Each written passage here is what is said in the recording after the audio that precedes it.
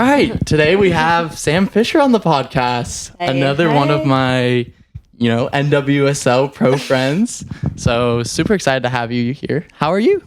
I'm good. I'm excited to do this. So thanks for having me. Yeah, it's fun. It's fun hearing from, different sides of athletics and different backgrounds. And as you as a pro, I was like, oh, this is perfect. I can get like an insight into, the women's game, professional stuff. But kind of take me back, early days, growing up around this area. What were your first early memories from your childhood? Around soccer. So I grew up with like two older sisters. Okay. And they both played, they played a bunch of sports like growing up. But I specifically remember just always being around their soccer games. So from like a really young age, I was just always around the game, and I kind of fell in love with it that way just by being around it so much. And like I growing up just made a lot of friends from it, and so just stuck with it. With it. So what was the main factor was to be like, why choose soccer, say, over basketball, tennis, all the other sports? Because I wasn't good at basketball. Oh, really? Yeah, no, I went to one basketball camp and it wasn't for me. Oh, okay. But no, so I did do some other sports.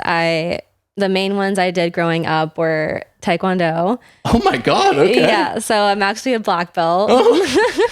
Which just always surprises people. I know. I got it when I was also like 10, maybe a little older than 10. I don't know. It's a little fake black belt right there. That's all I'm saying. It was a big chunk of my childhood, so I always had to give the credit where it's due. So I did that, did gymnastics, but when I got older and like things got more serious, like it just came to a point where like I didn't have time to put energy into all these different sports, and so my parents kind of made me choose like which one I like doing best. I always had to do Taekwondo, so that wasn't really the option. It was between soccer and gymnastics, and so I chose soccer. Oh, interesting. And what was that dynamic like, growing up with two older sisters and you being the younger one? It was competitive. It was competitive for sure. They're both closer in age, so they're only like 2 years apart, where I'm like 6 years younger than my middle sister. Oh my God, okay. Yeah, so like I would try to keep up with them and everything that I did. Obviously, they'd still be better than me at most things, just from pure being older, Yeah. But I think like that's where a lot of my like competitive spirit came from, and I mean I'm thankful for them just because they kind of got me where I am here today. Yeah. And so why do you think they chose soccer? Like what was so special about soccer for them? Oh, I don't know. I have never really asked that, because they did a lot more sports than I did. Okay. Like the craziest one I've heard too is that they did like ice skating, oh which like I know. I was like, my parents really let them do anything. But I think they both really just like enjoyed it and were good at it. They both also played golf in college. Oh, okay. Dang, okay. Yeah, so you come from like an athletic background. Yeah, my sisters and I have always just been like around sports. Sports are always on our TV at home, so it's just kind of felt really natural for me to go that route also. Does your dad and mom, did they play at all any sports growing up? They did. Not like too seriously or anything like that. But they loved being around sports. So okay. Yeah. Yeah, that's cool. Yeah, I think do you like being the younger of your two older sisters? I do like being the youngest. I think pretty sure there's like the study on this of like youngest siblings being like almost like the best athletes in the family. It's this whole thing, and it's really interesting because like my parents learned a lot just from like going through it all with my older sisters. And so like my oldest sister was like a trial run. And then we just kind of like all learned from each other. And it was just like a really cool like dynamic that we all had with one another. Yeah, that's really cool. Yeah, I'm similar. I'm the youngest. I have an older brother. See? So it's like, I always liked it because I was like, from a sports release point of view, I'd always want to be like, I want to hang out with him, or I want to play. He played soccer as well. So I was I want to play with his friends and stuff like that.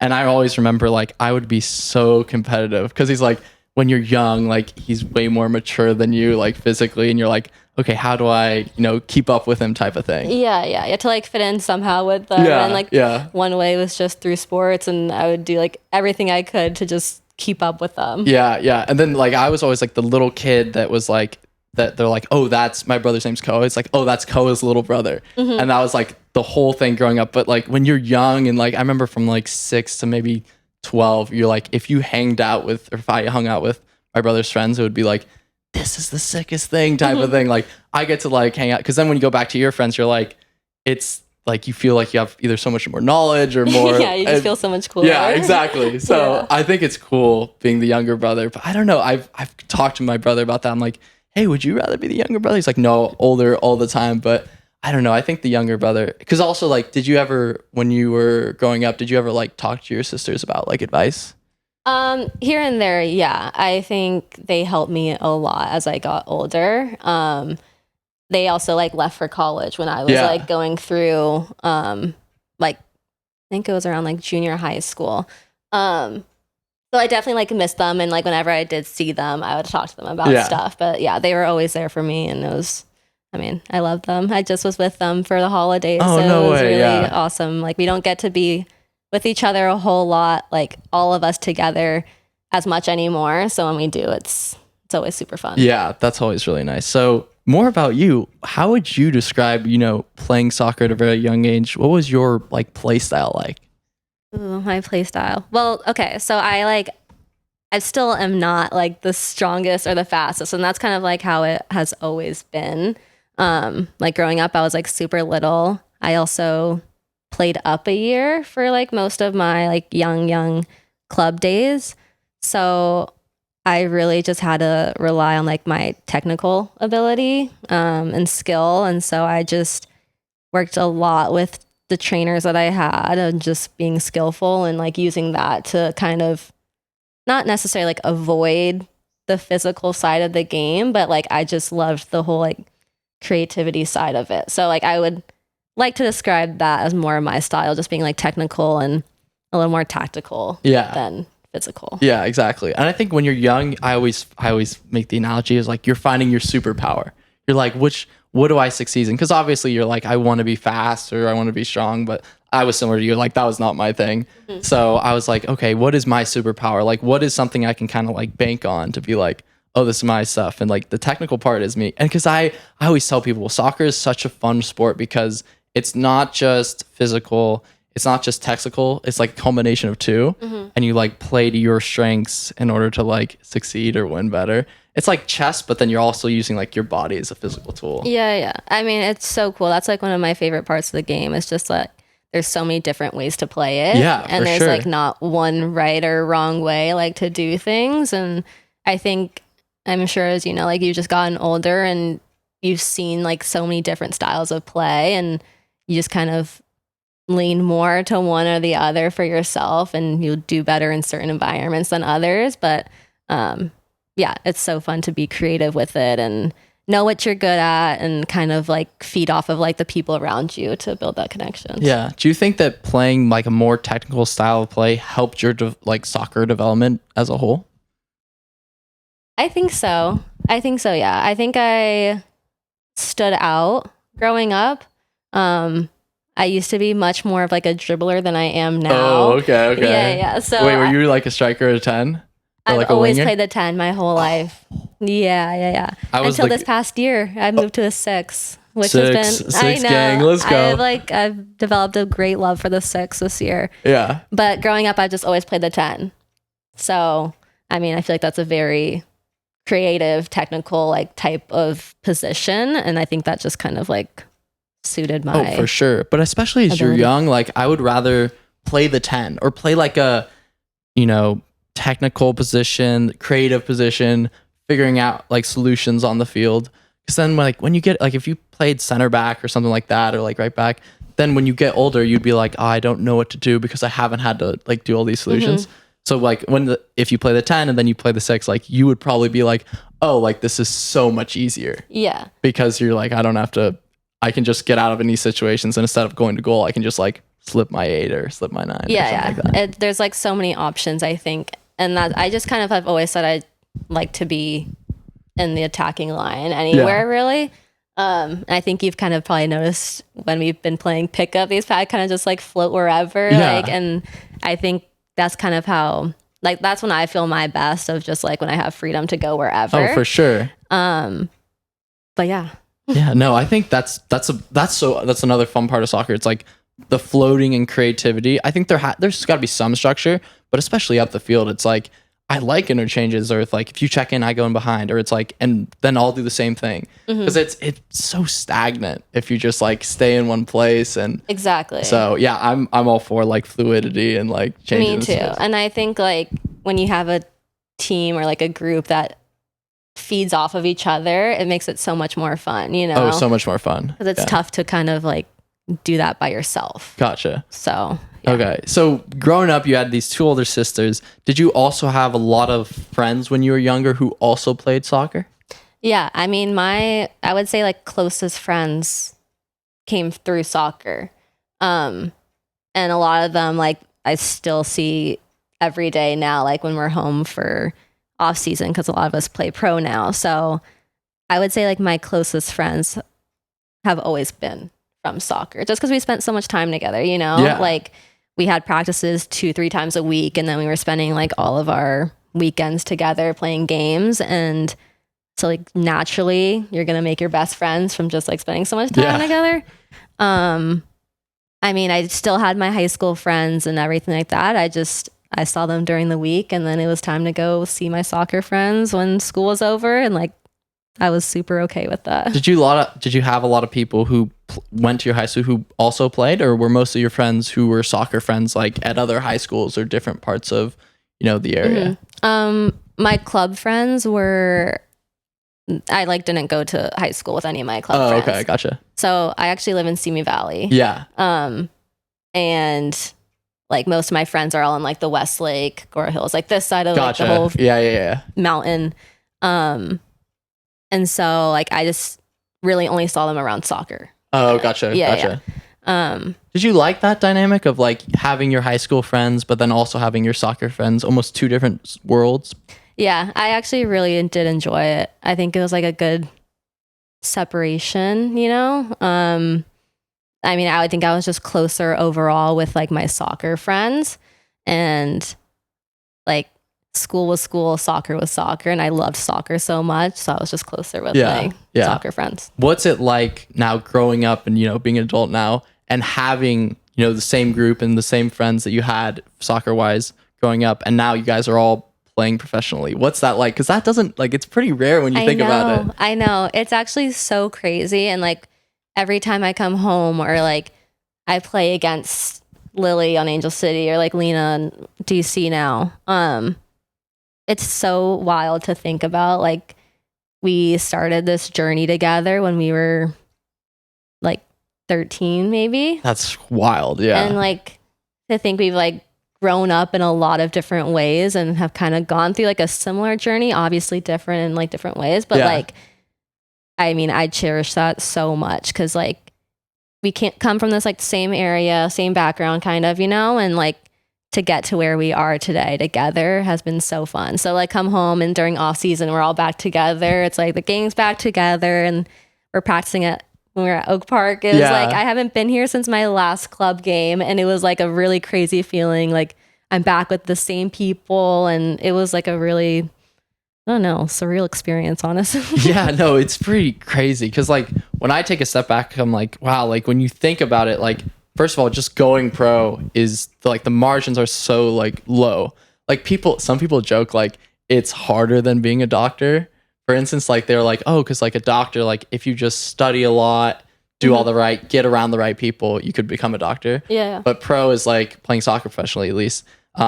You could train all the right, have everything going for you in a good program, and then for whatever reason, college or professional coaches just be like, I don't think you should be good enough. So that's what's like so crazy. And then to top that off, not only did you go pro, all the people that you were growing up. Too. Yeah. I know. It's been so. What are you guys eating in this area? I don't know.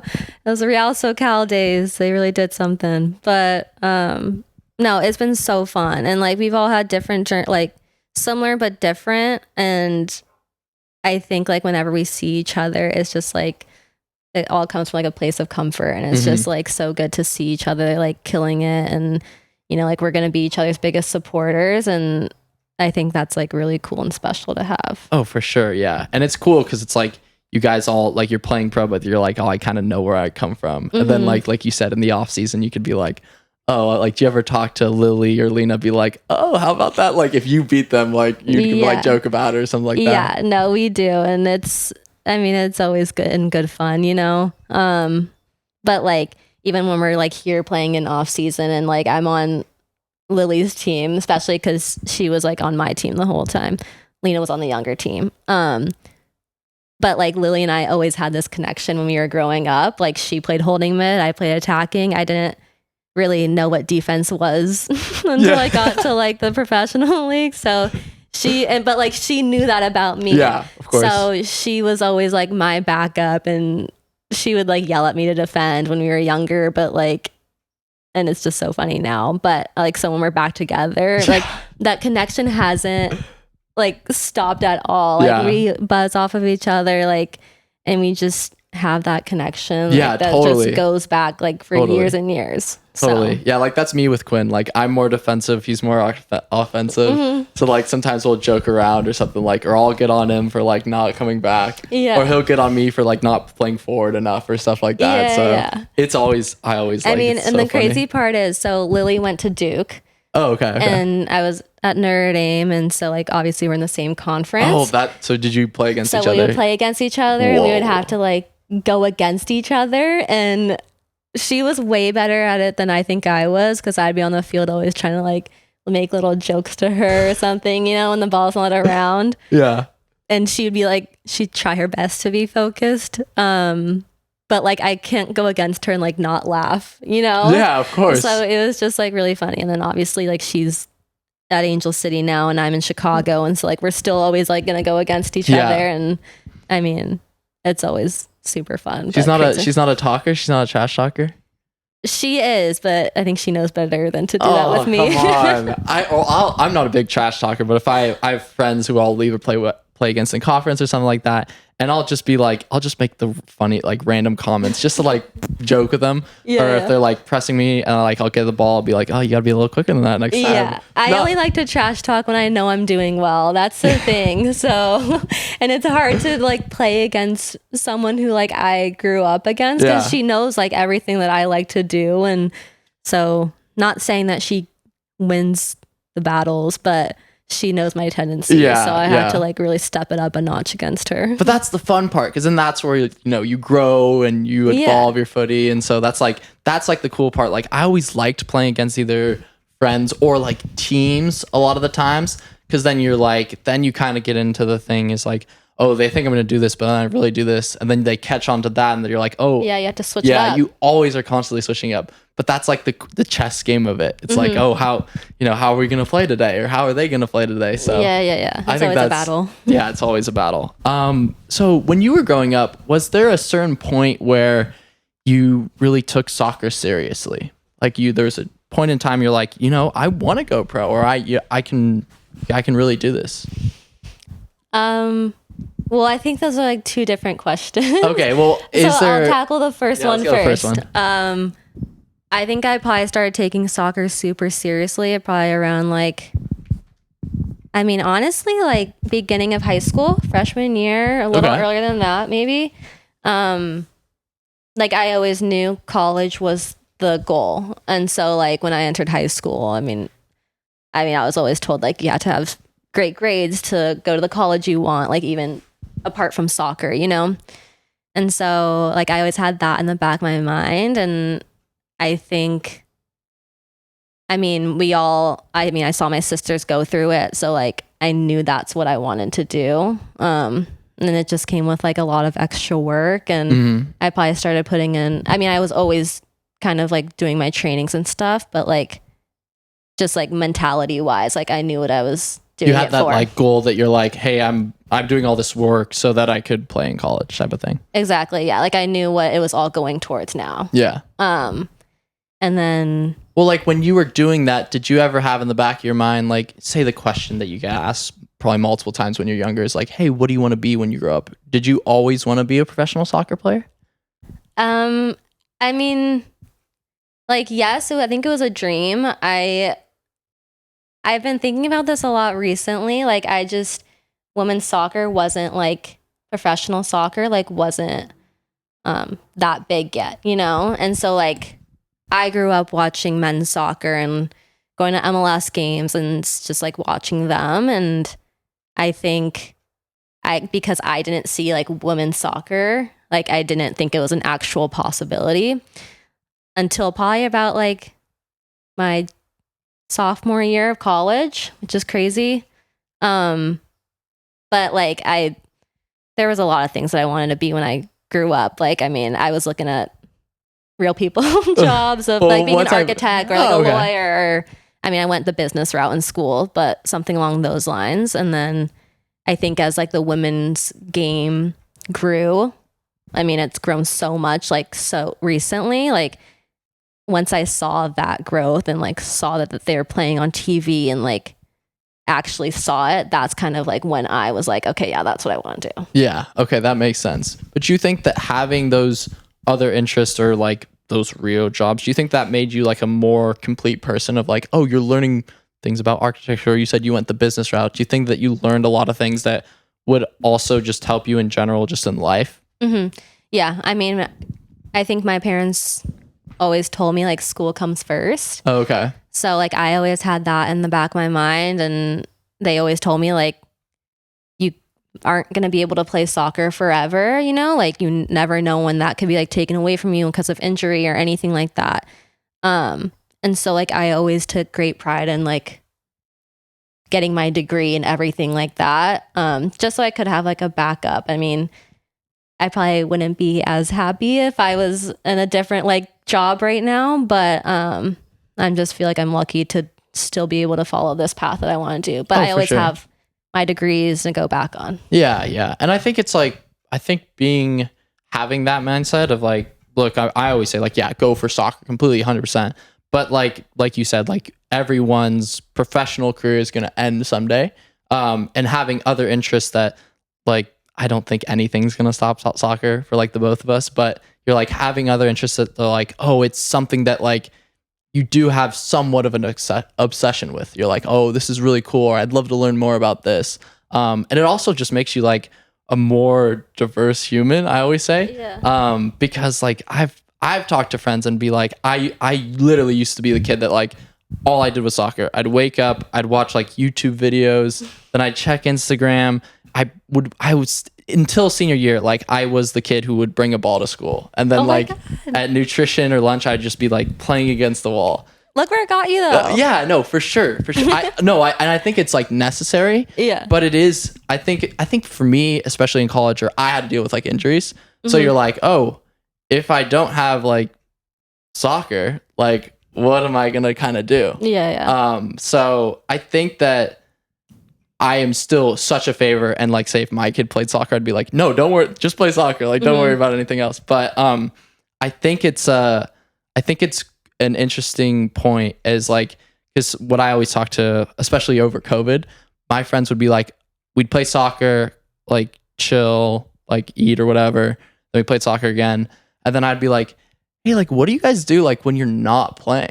Like, what do you do? And the classic is like Netflix, movies, TV shows, and stuff like that. And don't get me wrong, I love like a Netflix. Like, for instance, like I've loved Suits. Like, absolutely great show. Watch that show too. It's great. Really good one.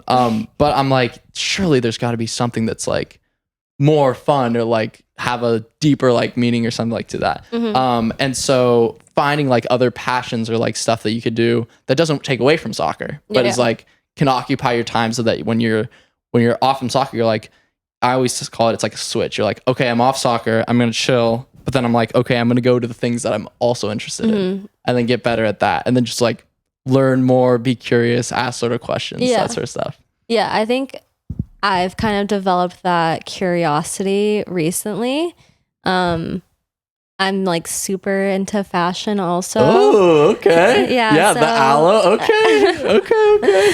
Well, stay tuned. I might be starting my own brand soon, but we'll see. Ooh, I know I'm not going to spill too many secrets. Exclusive. But so like when in my like schedule now, honestly, I have a lot of free time. Like, I spend a lot of time doing soccer, but outside of that, like I always had like school to like take up my other time.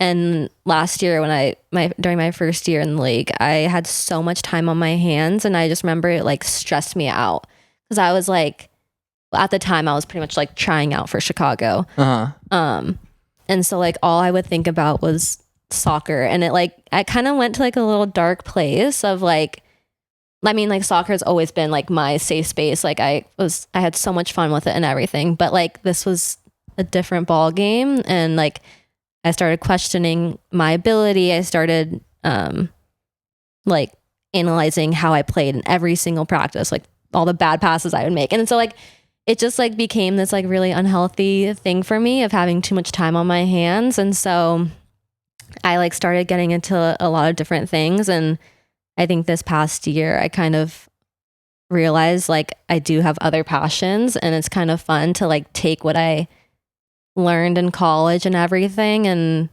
put it to something. So like I'm glad like I have my business degree and everything like that, because like as I'm kind of going through this process of starting a brand, like I know what kind of goes into that also. And it's just like fun outside of soccer also to just have something you're passionate about, like can put effort towards, because it's always been soccer. Right, so now I need that like thing outside of soccer to keep me like mentally okay. Yeah, for sure. Yeah, that's so like Lena was saying the exact same thing. She was like, I'd go home from like Washington Spirit, and then I'd just be like, man, I shouldn't have maybe I should have just played her a little bit further or stuff like that. And like I feel like everyone who plays has gone through that period at one point or another. But yeah, you just get to the point of like, dude, what am I doing? I know. I got to this point where I was like, I mean, it's kind of crazy to say. So I actually I got a job as I was like a receptionist for a hair salon. Oh, okay. Yeah. And like, I mean, it wasn't because like I needed money or anything like that. Like I was fine. I just like needed something to keep my mind off of soccer. And like, it was actually like one of the best things I had done for my career that year. And like, it was almost like an instant switch where like once I started doing that, like I started performing so much better on the field, just because I was like, I mean, it was obviously learning something new, but like I just was doing mindless work and keeping my mind busy, and it wasn't focused on like the negatives of soccer, which I'd never experienced before. Yeah. So it was, I mean, it's kind of funny looking back now, but like that's kind of where I went to. What was your favorite part about working at a hair salon? I mean, I actually just really liked talking to people, and I was like, I mean, number two would probably be like the organization part of it all. Like I said, like I always had school before, and so now it was kind of nice to have something and just kind of like checking the boxes to do, like check people in, check people out, like those types of things. And I was just like talking to people, like having normal conversations, and people had like nothing to do with soccer or anything like that, but like their lives are still going on, and it was just kind of like cool to have that separation. It is such a nice, it's so nice to like have like a separate of like away from soccer that you could be like you could tell them about. I joke with this because my roommates in college don't play soccer. So I'll be like maybe in a disgruntled mood. They're like, why are you mad? I'm like, I missed the pass, or like I've been making, and they're like, dude, like, why do you care so much? Like, I'm like, well, it's like, I'll equate it to them for like, it's like jujitsu or surfing, what they're into. And they're like, yeah, but dude, you got to let it go. Like you got other stuff to do. So I always think it's nice having that outlet. Yeah. No. And it's like, once you kind of get going into that, like, I missed this pass, I could have done that. It like, you can just go forever. And like, you have to find a time where you just like, okay, like it happened, it's done, like you got to move on. But it's not really easy to do sometimes. Yeah. Okay, let's kind of talk about, I'm curious about your recruiting process. So obviously you went to Notre Dame, but when you were playing for Real SoCal, you know, with all your friends like that we mentioned earlier, what was the recruiting process like for you? When did you start? So kind of like I said before, so like I played up a year for a while, and then I moved back down to my age. I think when I was like 13 maybe, something like that. And so like I was one of the older girls on my team at that point. And so I don't think I was necessarily like late to the recruiting process, but like I mean, in hindsight, it's kind of crazy to think about because I committed when I was going into my junior year of high school, you know, that's like, which was like late at the time. And so I don't know why girls is so early like that. I think they've changed it now. They've changed it to like, it's got to be later or earlier. I think like coaches can't like reach out to you or anything until like your junior year. Whereas it's like as soon as you finish your sophomore year, that summer, they can start. Something like that, yeah. Whereas like my process started like a year or two before that whole time, like before I committed. Because you're obviously like talking to coaches and all that sort of stuff. So, I mean, I was like 14, 15 years old, like starting to look for the college. It was just crazy looking back on it. But yeah, I mean, we would go to all these showcases and that's kind of like where it all started. I would email all the schools I was interested in with like my schedule and like things about me, like why I thought I would be a good fit at these colleges. Like I tried to make it really individualized, each one I was sending. And then they would show up. Hopefully I'd played well. And like some reached out to my college coach and then she would let me know. And then I went on a few visits. And when I went to Notre Dame, it was just kind of like, that was the place for me. Like I just knew it when I stepped on campus. What were the other schools that you were considering besides Notre Dame?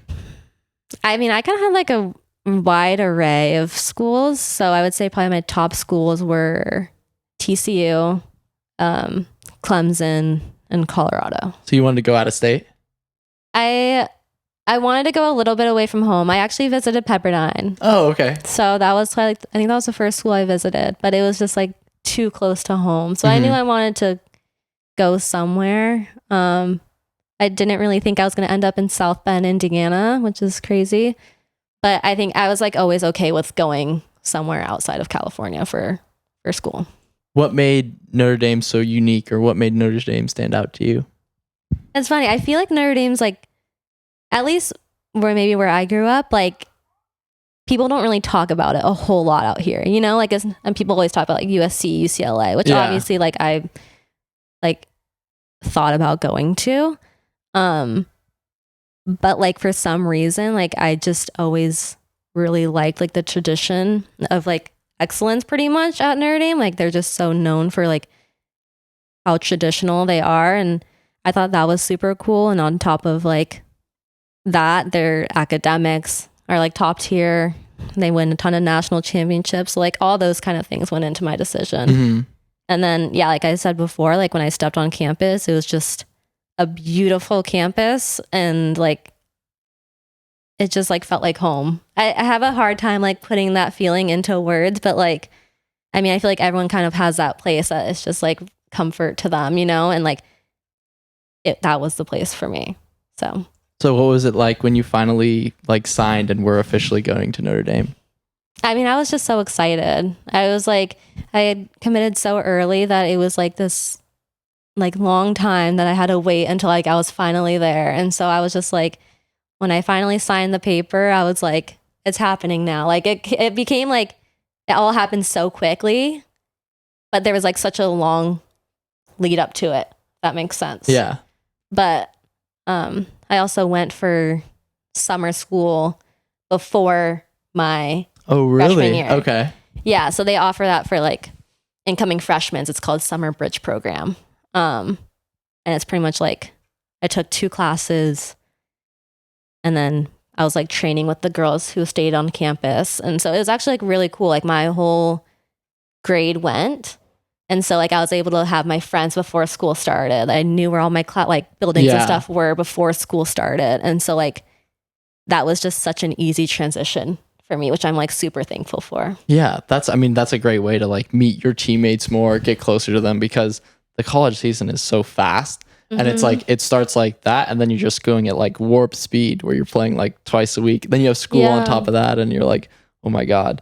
So what were your first like initial, obviously it's a lot different, or at least South Bend is a lot different than, you know, here in Southern California. What was like the biggest differences that you had to deal with, you know, moving all the way across the country? Oh man. I mean, honestly, I didn't think it was too crazy of like a switch, honestly. Like I thought I'm very used to, so SImi Valley is a very small town, right? Yeah. And so like everyone knows everyone. It's like pretty small in that sense. And then Notre Dame, I would say, is also like its own little bubble.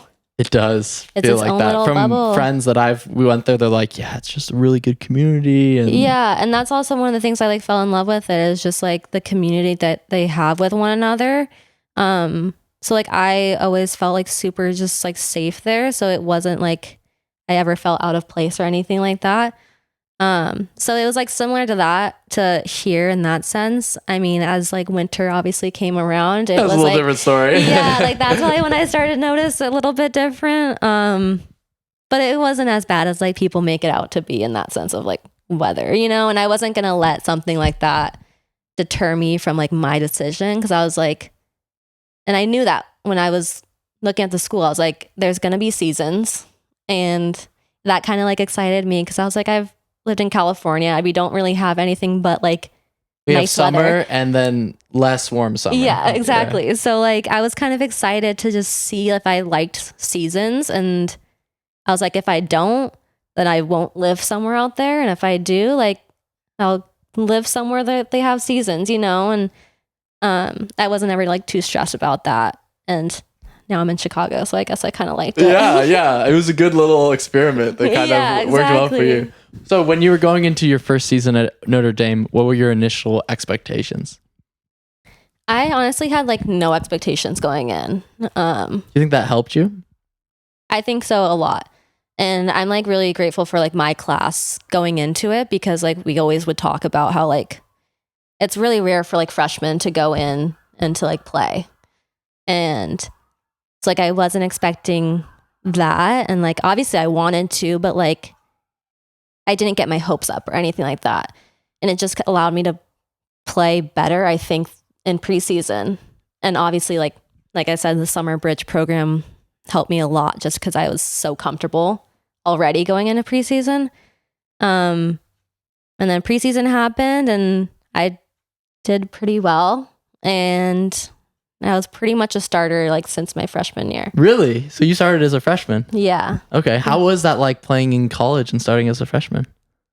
I mean, it was super cool. It was definitely hard, but I think I adjusted to the game really well and really quickly. And I think my coach at the time like helped me do that.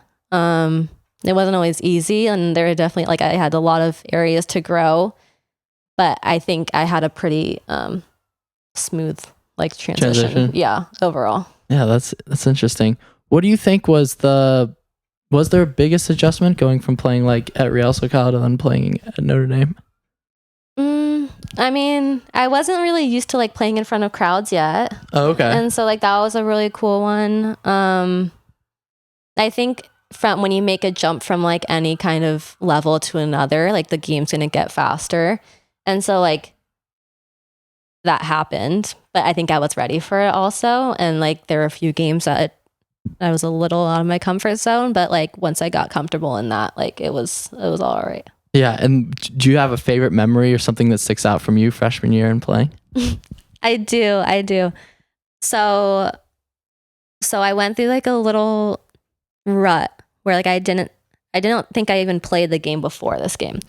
And we were going down to Florida State. Oh, yeah, ACC. Gotcha. Yeah. And so I hadn't played the game before.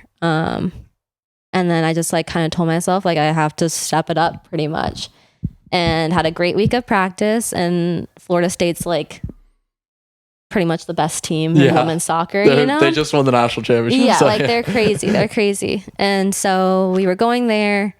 I mean, I'm pretty sure it was like a sold out game, and I was told I'd be starting after not playing the game before. What was your feeling like that? I mean, I was excited just because I knew I had a good week of practice before, and like I had kind of earned it. So like I was pretty confident in that.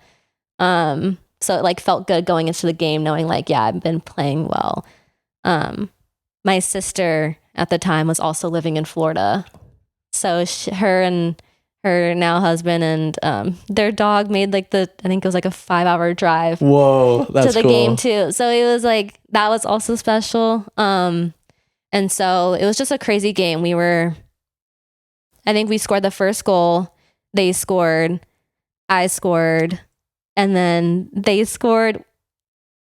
It was, I don't know, I think it ended up 4-3 and I ended up scoring the game winner. Whoa, okay. Yeah. And so I had 2 goals that game. And I'm pretty sure that's the last time Notre Dame has beaten Florida State at their place. And like, not many teams win there ever. So like, it was, I think, a while until they had lost before then. So Whoa. It was just like a crazy experience overall. And then like having my sister there after the game was super cool just to see her. Yeah. But, what was that feeling like after the game? I mean, I was on cloud 9. I was just like, let's go. It was so crazy, especially like, you know, going into like an away like field when they have all their fans and like the crowd goes quiet after you score a goal. Like, it's just like those kind of feelings are so exciting. But it was like a really cool just time. Do you notice when you're playing those like big games like that, do you notice the crowd, or is it you're so focused on the game that the crowd doesn't really become a factor? I kind of like to focus on the crowd, not like necessarily like what they're saying, but like I'm someone who like feeds off of the energy from a crowd. So like whether that's for us or against us, it just kind of like hypes me up a little bit more. So like I love playing in front of big crowds, and sometimes it makes it a little more difficult to like hear your teammates or things like that. But overall, you just kind of, I remember just always having this feeling of like I can run forever, you know, when you're playing in front of a big crowd. And that's always so fun. Yeah, you have that adrenaline going and you're like, I could do this. Yeah, like I gotta perform in front of all these people, you know? Yeah, exactly. Do you prefer playing like the villain or the hero? Do you prefer playing in front of big crowds at home or away? I mean, I always take a big crowd at home. But I'll also take a win away. Sometimes winning at a big crowd, it's so nice. Like we played up at Cal Poly this year, and I think there's like, not crazy, but like 8,000 or 9,000 people. Holy cow. And so it's so, and like they're not saying anything, but they're like, they'll look you up or a little bit. If you have a brother or sibling, they'll talk to you. And what's nice about them is I love it because the field is like right on top of you. So like the stands are here, like the field's like just like right over there. And then they're like saying something to you. And I remember like we scored in like, it was like the last minute, and it was just like the death ears. And I remember my teammates like all before like, hey, if we score, I'm doing like this sort of celebration, or I'm doing this to the crowd. And it was so funny because then as soon as we score, I'm like looking to like one of my friends, and I'm going to see like what he's going to do. And he like shushes the crowd, or just like gives them like one of these. Shut up. That's and so funny. It's so fun because then because I remember at least growing up, like I mean, I went to pro games and stuff like, and always wanted to play pro, but college always seemed more attainable. So you're like, you would go to these games and be like, oh, that'd be cool to play in that. Yeah. And then you're in it and you're like, this is the sickest thing type of thing. Crazy. But yeah, that sort of stuff. I know. I've had one like crowd experience or like fan experience, whatever, that was like so crazy that just has always stuck with me. So I had a boyfriend at the time, and we were away at, I think it was Central Michigan, I think. And I went to go take a corner, and like you said, they like look up stuff about you and like look you up and everything. And one of the like fans was like, his name was Sawyer. He was like, Sawyer just cheated on you with this girl. And I was like, I like couldn't hold in my laugh because I thought it was just like so funny. Yeah. It wasn't true, thank God. But like that was one that really got me, and like I heard what they said. You know, like I'll hear like the overall like noise of the crowd, but I won't really listen to like what people are saying. But that was one that I was like, I gotta give them like some credit. That's pretty good, you know? And it like kind of lightens the mood a little bit, like because as a game, like you're like, okay, this is my job, I gotta do this, that sort of stuff. And then when a fan says, you're like, dude, this is just fun. Like I'm having a good time. That was just a good one, you know? Like I had to give them a laugh, but that was one that always will stick with me. Yeah, that's a pretty good one. But 4-3, you know, nail biter, and then you're scoring the winner. Yeah. Do you go to like, when you finish a game, do you go to like either the stands or something and talk with like your sister who came to watch the game? That game I did, but it was like we won. We were with our team, like had our talk, high five, whatever. And then like we kind of just like they let us off, and I went to go see my sister, and she was obviously super stoked. I remember she like when she got there, like I said, she brought her dog, and after like a 5-hour car ride, the people were like, "We can't let you bring this dog in." Oh my God. I don't remember exactly like what she told him. I think she told him that he was like a service dog or something. And like, so also seeing him there was just like a really funny point in the whole story. But it was really special to have them there, just cause for sure, yeah. To have them be at that game and like see that. And I know like that's something she always remembers too, of like how crazy the game was. That's so wild. So when you're at Notre Dame, when you're obviously playing, what do you think was one of the biggest things that you learned from your time there, whether it be on the field or off the field? I think one of the biggest things was just like being a good teammate. I don't want to say like soccer was always easy or anything like that, but like I just remember my friends, like my close friends, like weren't people who played a whole lot on the team, and so like I would always see what they went through of just like not playing pretty much. But they were always like the best teammates, like the loudest ones cheering on the bench for like everyone on the field. And that was always something like so special to have. And I think as I've now been in their shoes, kind of like where I've kind of been the one not playing a whole lot, it's not always easy to do. And so like I think having them there and like seeing how good of a teammate they all were made me want to be a good teammate also, when I was then in their shoes. Yeah, for sure. I mean, did they like hype you up? Say if you like dribble by someone, they'd be like, "Okay, Sammy," or something like that. Oh yeah. I mean, they prided themselves on being like the best bench in the NCAA, and it was like honestly like they were all so crazy.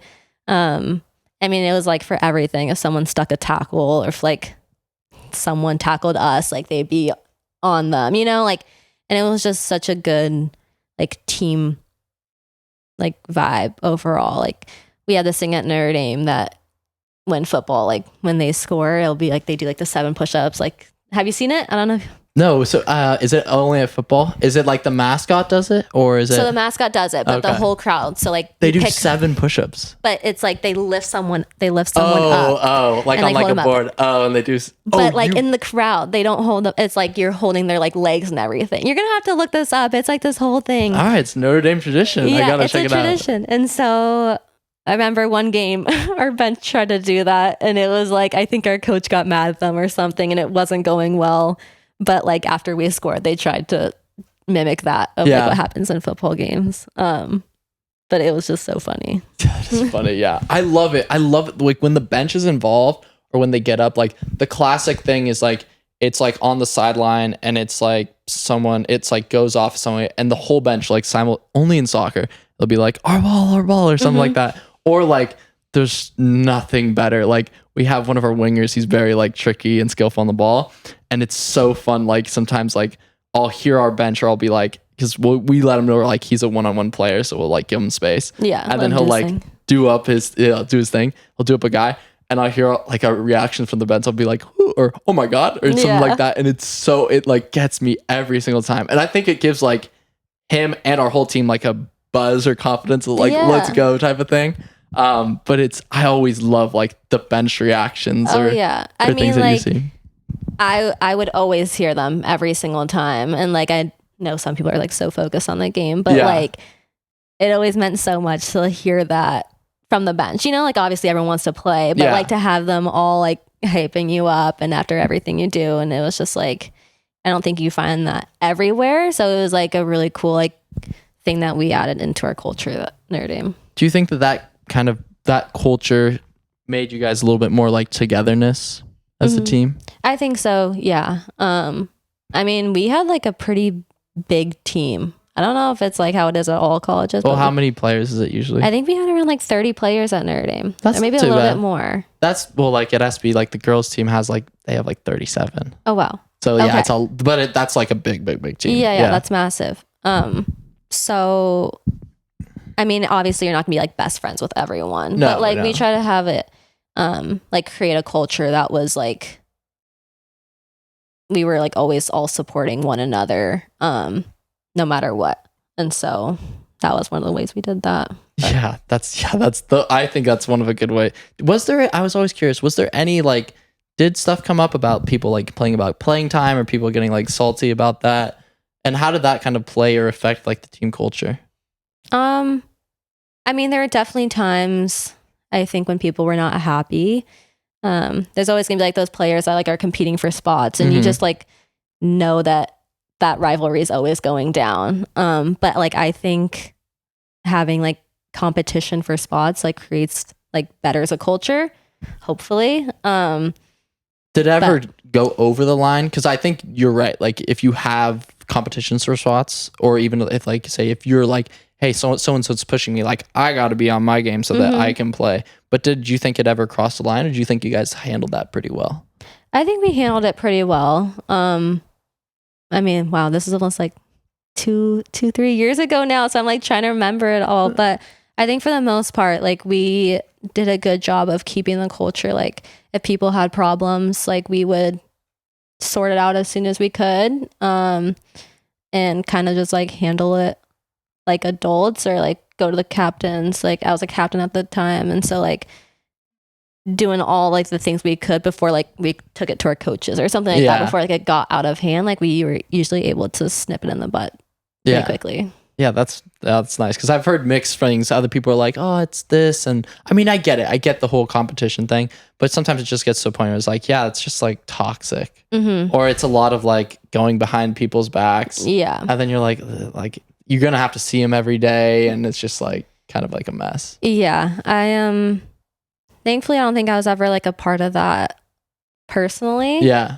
But I do remember like sometimes where like you could definitely tell there was like tension in the air and things like that. But I think like the best way to kind of handle that is just through like humor sometimes. Yeah, of course. And then just kind of like addressing the elephant in the room like as it's happening. And I think like that kind of helped too when like the tensions were high. Yeah, of course. Well, you mentioned earlier that, you know, Notre Dame is a really high academic school. What was your schedule like? I mean, you're a D1 athlete, going to a high academic school. Like, what was that like, you know, going to college at Notre Dame?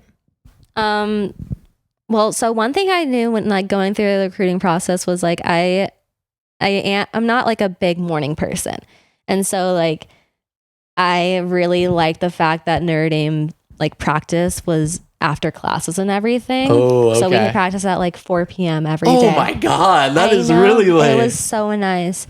Because like I remember I visited Pepperdine and they practice I think at like 6 or 7 a.m. I've seen some of their like preseason things. I'm like, God, that's tough. I was like, I don't know how happy I'd be doing that every day. I mean, the coach there had a good point where I feel like you don't have time to have a bad day yet or anything like that before you get to practice. So I mean, like that makes sense.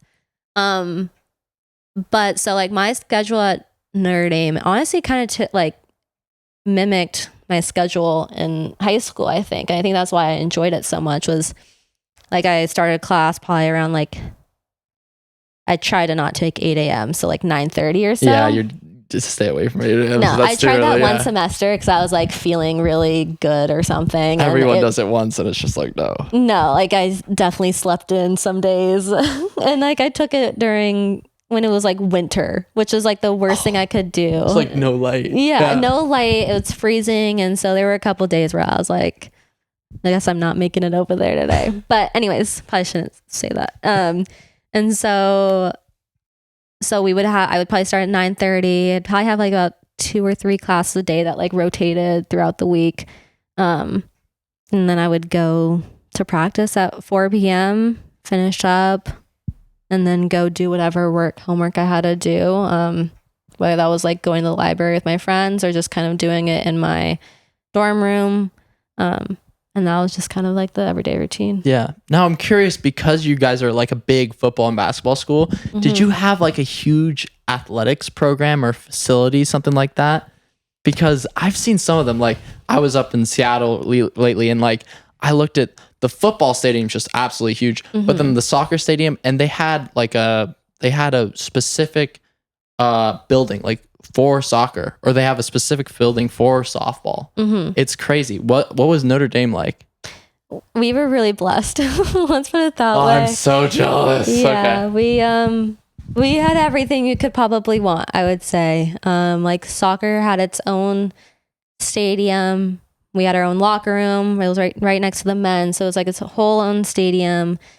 We had a couple different like gyms that we would rotate in when we had to go lift. I think it was going into my junior year. They had finished building a second like indoor facility. And it was Wait, for football or for soccer? So it was for football and soccer only, which was huge. I mean, it was also like a beautiful building, like a beautiful building. And it was tough sometimes though, because like we were obviously sharing with football and they would have priority. Yeah, of course. I mean, I guess as they should, yeah, you know, they're bringing in a lot of the money. It doesn't make it like any easier, but like it makes sense. Yeah. So they would have first priority, and then we would kind of rotate with the guys of who had the next slot. So it'd be like either sometimes we're starting practice at 6 p.m. and this is during spring season. Okay. So we had to be inside during winter. So it would be either start practice at 6 p.m. or 8 p.m. And the 8 p.m. ones were like really brutal. Yeah, that's late. Yeah. So I was eating like 2 dinners those days. Like that like really threw off my schedule. But yeah, like the facilities were top tier, and I like obviously knew that when I was like looking at like first went for my unofficial visit. I was like blown away by it all. But they just kept adding to it, and I was like, this is crazy. Did you guys have like your own dining hall? We didn't have our own athlete dining hall. Okay. So Notre Dame is also a school that's like I said, very big on the community. So like we were pretty much just all like students. Okay. You know, like we didn't have like, I mean, maybe when we were like choosing our classes because of our schedules, like anything too crazy that was different. So like even my freshman year, like all students get like randomly paired with a random like other freshman. Oh, really? Okay. So it like doesn't have to be athletes to athletes at all. So like, and also random dorm. Oh, wait. So you weren't living with your teammates, or you were? No. Really? So we were like all across campus. Like some people like could be with athletes, but like most of the time you were just with like we called them NARPs. Oh my God. But like, and like, I mean, a lot of people like grew some really strong friendships from that, just because like, for sure. I mean, I totally agree. I mean, I think it's just a bit for freshmen like going in. It's crazy. I think it is a little crazy. I mean, I would just be like push like to do other things in the community, but like living with someone, especially with your guys' schedule, it's especially as a freshman, I feel like it would be easier if you're with your teammates, or at least if you have the choice of like, hey, what's better for me? Is it better for me to live with my teammates, or is it better for me to live with another person that maybe I know, or maybe or I know of them, or I can talk to them a little bit? Yeah. Because that's like a big leap of faith about, I don't know who I'm going to live with. Yeah. So like my freshman roommate, we were like, nothing wrong ever happened, but we just like weren't that close. Like we didn't have like that many similarities, and like our schedules were just totally different. Right. So like I was pretty much doing my whole thing, and like I would really only go back like at nighttime to my dorm freshman year, and like I was also put in one of the like oldest women like female dorms on campus, so we had like no AC or anything like that. So like I didn't also mind not spending too much time there, but like I mean she was cool. I mean it all like adds to the community aspect of it, so like you're kind of like forced to buy into that. Yeah, but like I mean I love it, you know. Yeah it's just like, man, if it could go, I feel like it could go very south really easily, but it could also be really cool. Like what I was saying earlier, like I chose to not live with freshman year. I had like a freshman and then a transfer, And it was cool like living with them, and then you all have the same schedule, so it's like if someone's late, you're like, hey, we gotta go type of thing, and it makes it a little bit easier. But then for me at least, like I kind of liked having that outlet away from soccer and having friends be like, yeah, I don't know what it is, like you just play soccer, and then having other things, because then if something's bothering you from soccer, you're not like, you don't have to hold on to it as much. Yeah. And then you can get into what they're into. And then I thought the coolest part is like you meet people through them that you probably wouldn't meet. Yeah. Because I mean, I'm like with your schedule, like you'd probably meet like obviously girls on the soccer team, but then like, did you meet like athletics, like people in athletics? So I think athletics, I think we were pretty like good at like mingling within the athletes, and it was pretty easy to. But I think like being with random people in the dorms like really allows you to be with like people you probably wouldn't have really talked to before. Yeah, of course. But, and then it's like cool because it's like then I've had some friends that they're like, oh yeah, like they're pretty athletic. They're not like a Division I athlete, but they're like, oh yeah, like for at least in Santa Barbara, they'll be like, oh yeah, I play volleyball and then I also surf and then I climb, and I'm like, that's sick. Like that's so cool. And then the funny thing is like, if you tell them like, oh yeah, I'm this, they'll be like, oh, so you want to come like play volleyball with me? I'm like, well, like not technically, but it's fun. Like I think it's cool. And then my friends on their team would joke with me if I'd have like a birthday party or something like that, or I'd someone throw a party, I would invite like a bunch of my friends just like from off the field, and they'd look at me like, are you living like two different lives? Like what's happening type of thing. So I think it's cool to like, you know, mingle and, you know, like just ordinary students in college, because it's just a different vibe. Yeah, I agree. People. I think like as I got older, I started kind of mingling more with some of the nerds. Oh, I cannot believe that. Do you know what it stands? Do you know what it stands for? Is it non-athletic regular person? Yeah. Okay. I'm making, but I just like, I hope that it's not like offensive or anything, but like, but I wouldn't be like, hey, nice. I wouldn't be like, hey, nice to meet you. Hey, like I wouldn't do. No. But I think that's easy to like, kind of, you know what I'm saying. Yeah. But yeah, so I think like probably senior year was when I started hanging out with other students apart from athletics. You're having a calling of other students. A whole lot more. And it was really fun. It was really fun time. Yeah. What was your favorite thing about Notre Dame off the field? I know we've talked about the community a lot, but was there anything else that's really stood out to you? I mean, I honestly, like I said, I loved how it was like a bubble of just like everyone, like I didn't have to have a car until like I moved off campus. And like everything you needed was right there. I also loved like football games, obviously. And I just kind of like loved how bought in everyone was like to Notre Dame. Like people are like diehards for Notre Dame. And it was just like so cool to be around that energy.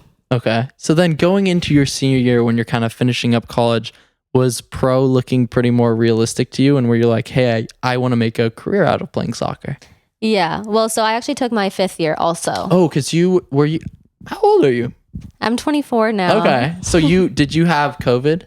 I had a COVID year. Okay. Gotcha. Okay. Yeah. So my senior year, like we didn't even really know we were going to get that. Like that was COVID year. Yeah. So, it was like during like a little into preseason, I think it was like when they made that decision to give everyone that extra year of eligibility. But it was definitely something that like I was looking to do at that point. But once I had heard that like they were giving another year of eligibility, I was like, I'm staying for another year. But like when my senior year ended, or senior season ended, I had heard from my head coach that he had people like coaches reaching out from the NWSL, and he was like, are you just sure about this? Like you do have like coaches like reaching out and everything. And I was like, yeah, I'm staying another year.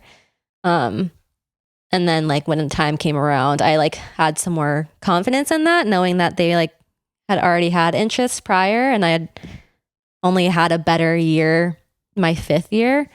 So I was pretty confident, I think, going into like the whole draft process. Okay, and then let's talk about the draft process. Did you do anything prior to the draft, or were you reaching out to coaches, or was it just your coach saying that like, hey, we do have like NWSL coaches looking at you?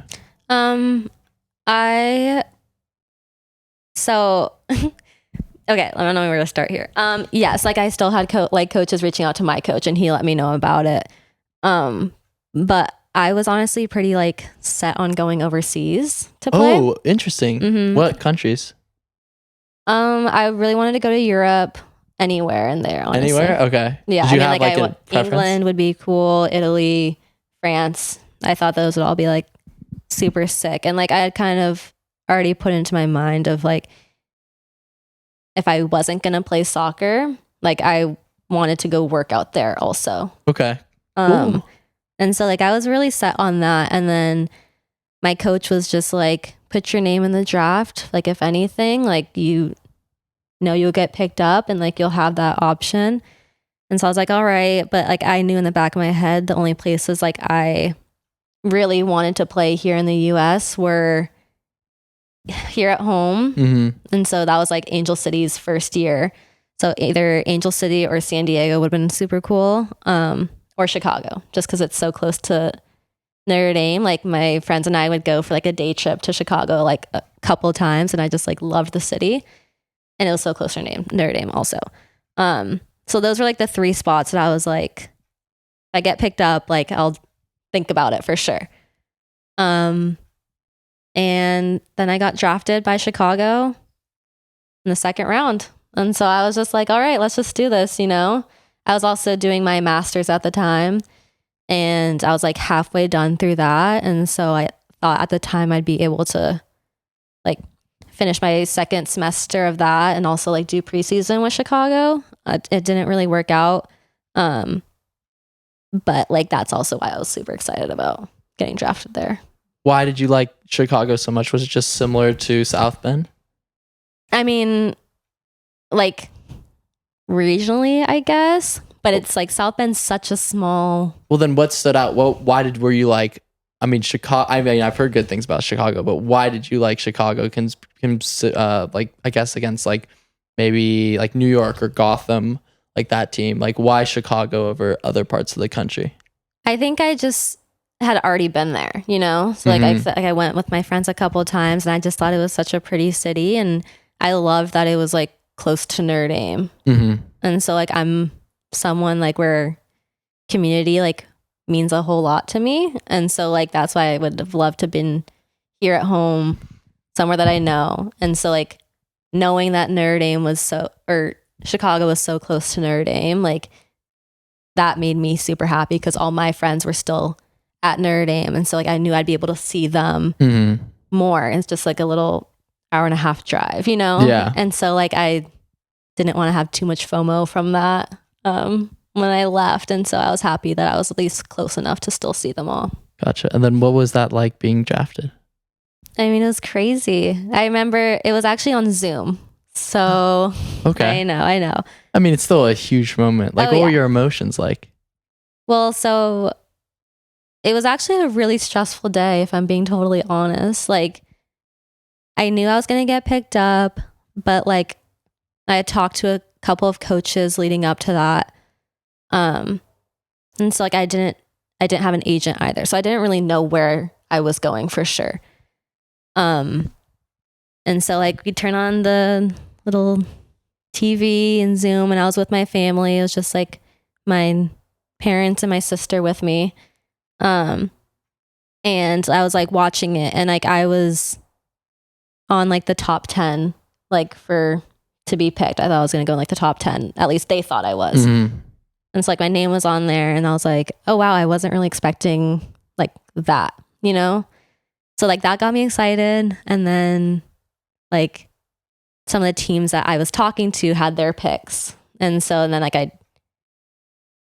it just went on, and I wasn't picked. So I was like, oh God, like it was just also a long process because they have like 5 minutes or something to like make their decision. They can take time out. So it was just like it was that about like probably 2 hours in at this point, an hour and a half in. We got to the second round, and Chicago didn't have any picks until the second round. And so they had the 18th and 19th pick, and 18th was this girl named Ava Cook, who is now my roommate and like my best friend in Chicago. And then I was picked 19th. So it was like super, super exciting. I just remember being like, this isn't happening. And it didn't really feel real for a couple of days. I mean, my phone was like blowing up. My phone stopped working. And so like I actually like missed the call from like one of the Chicago coaches like afterwards. And I was just like, oh my gosh. But it was like such a cool day to just like be around family, especially. Was really special. Because I mean, you're now playing like your childhood sport as like a profession or an occupation now. Oh yeah. And like, I mean, you're going to one of the schools, or not the schools, but one of the teams that was kind of on your list in terms of the cities that you wanted to go to. Mm-hmm. So that is pretty incredible when you really think about it. I know. Couldn't write it any better. Yeah, like that's crazy. Like, would you preferred, even though it was more stressful, would you prefer to have gone like earlier, but maybe to a team or a city that you didn't like, or are you kind of happy the way it all panned out? I'm like really happy with how it all like panned out. Like I think I ended up where I was supposed to be.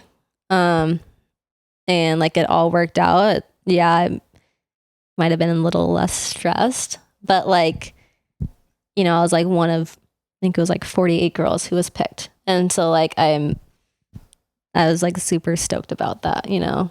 Yeah, hell yeah. That's, I mean, just even to get drafted is crazy. Like they don't give you a call, do they? Do they call you before they're going to draft you?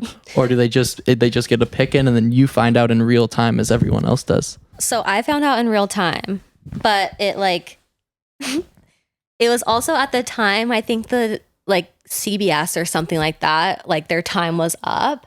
Okay. And so they had to move to like a different like platform. channel. Yeah. Yeah. And so like during all this, we were trying to figure it out of like where this is happening. And so like we got it. And it was like kind of like a little glitchy. And of course it happened to be like right when I'm getting picked, you know? I was like, you've got to be kidding me. But like, I just remember I can probably find the video somewhere, but it was like, you could see like we couldn't hear that I had been picked yet. Oh, really? Yeah. Like our faces were just like, because we were all like on a Zoom. Yeah. And so like they saw our reactions, but like I hadn't reacted at all yet. Because I didn't hear my name being picked, and like they were even like, I don't think she even knows where she's going yet, but like you're going to Chicago, something like that. And I was like, I heard that part, and I was like, I think that's me. And sure enough, it was. And then they were like, oh, I think she just found out. Like once we actually reacted to it. Whoa, yeah, that's crazy. So they'll be like, at least in the TV, they'd be like panning like, oh, there's Sam Fisher, she's going to Chicago, and you're like, hope I get picked. Yeah, I was just like so like no emotion on my face, stoic, and I mean I'm supposed to be like celebrating at this point, you know, and I'm just like, they probably thought I was like, this girl's pissed to be going there. The Zoom was glitching, you know? I was like, you gotta be kidding me. What was your family thinking at this time that you're playing professional soccer in Chicago? I mean, they were like super, super happy for me. I mean, like I wouldn't be anywhere like where I am today without them, obviously. And so like my accomplishments are like their accomplishments too, you know? So like I think they were all just like super stoked and excited for me, and yeah. Yeah, that's really cool. So then when you're going into, you know, your first season in the pros, now you're at Chicago where Mal Pugh is there, correct? Mm-hmm. And like these big name players, like what was it like playing with, you know, that quality of players that maybe you've like looked up to as a kid or seen them play on TV? What was that whole experience like? It was honestly like really hard. Like I had been looking up to some of these players that were just like now my teammates, and it was kind of like a hard adjustment to make of like, I've looked up to you for so long. I've been like watching you on TV and stuff, and now I have to just like all of a sudden act cool around you. Like I've known you and like you're my age, like we're supposed to be friends. So it was, I mean, I think I did an okay job. I don't think I was like a weirdo or anything, but did you ever ask him like, hey, was that really weird when I first I think they thought I was really quiet, and then I opened up more as some time went on. But it was like a really surreal experience, just like playing with them on the field. And I mean, we didn't play with them for a while because everything we did in preseason was like separated. Oh, is this still COVID time where you're like, or like towards the end of it? So it was like separated. I mean, it was rookies versus like returners. Really? Well, how many rookies were they bringing in? So this was my draft class, which was, I think, 5 of us. The year before its draft class, because it was, I actually have no idea how it worked, but it was like you could pick if you wanted to go or not, pretty much. So it was like 2 draft classes, and then they also have discovery players. So you can pretty much just like be invited to. Oh, okay. So like either trialists or you're invited to preseason. Yeah. And then their draft picks of that year, and then you have your returners, but they've only played like maybe a season or something like that. Well, so like the year before his draft class, is that what you're talking about? Yeah. So that we were pretty much like all in one. Like they hadn't been. They took their 5th years also. Oh, okay. And it was a really weird. That's crazy though that it's that like that separate, like that many newcomers or trialists, and then like your established like players on the team. Yeah, and so like going into it, I also didn't really think I knew what I was getting myself into. Like I thought, I don't know why I thought this, but like I thought because I got drafted, like I pretty much made the team and like I got a contract. And that wasn't the case. That's not the case. It was pretty much like all a tryout, no matter when you're picked. Like you could be a first rounder and still have to like make the team. So like I put my master's on hold, and before even really knowing like what I was getting myself into. So it was like a pretty big risk now looking back. And that's like why I also like was so stressed about it all. And like when I said I was during my free time thinking about all the mistakes I made and everything like that, like that's also why, because it was like this massive tryout that I just put so much on the line for that I didn't really know I was getting myself into. So I was like, you better make this work. It's a lot of pressure. It was a lot of pressure. And so like that, we didn't have a head coach at the time for like pretty much all of our preseason. What was the situation there? Well, so I don't know, like, have you known any of the history, I guess, of like NWSL coaches? Like there was the year before, pretty much the coach and a couple coaches in the NWSL like were fired for like sexual harassment and like harassment in general. And in Chicago, I guess Chicago was one of them. So the coach left, and so we had like our assistant coach be like the interim head coach. Yeah, of course. So we didn't have a head coach for pretty much all of preseason. So no one there to really make that final decision of who was getting contracts or not. So we went about like 2 months of this and like not really hearing like where we stood with anything. It was a really crazy time. Yeah, that is wild. So that on top of like everything we did was like rookies versus returners. So like that's pretty stressful, it seems like. Yeah, it was a really difficult environment to step into. Like I had to learn a lot really fast just to like kind of survive in there. And like the year before that, Chicago had just gone to the finals. Okay, so they're like an established team and they're like fighting for a trophy. Yeah, so like some of the girls on that team were playing together for 6, 7, 8 years at that point. So they like all knew each other's tendencies and like knew how to bounce off of each other, like read each other's movements. And so to like then have to step into that and play against them every day and like try to make yourself like look good, you know, was super tough. But yeah, it was just a lot to learn really fast. Did you bond with a lot of the other draft picks or rookies because you guys were all going through the same situation? Yeah, I think I was really lucky also because like I mentioned Ava Cook before. And so when I first got to Chicago, like we were roommates. It was me, Ava, and this girl named Sarah. Were the ones in our apartment. And funny enough, like we were the only ones from our draft class to get a contract. Whoa. Yeah. And so like I had Ava there with me, and she became my best friend like really quickly. And so like we had each other to just kind of be like, what the hell is going on? You know, like be like that, this is crazy, and talk to each other and everything super quickly. And so like I had my person out there, which was like really nice to have super early on. Were any of your other older teammates, so the more established one, were they helping and like making you guys ease into the team, or was that divide still pretty strong? So that's the other thing. We, at the time, like Chicago's locker room wasn't big enough to like have all of us. Oh my God. So pretty much all the like rookies were in like a separate locker room. Dang, this is a crazy situation. I know. And so like the only time we interacted with them was on the field.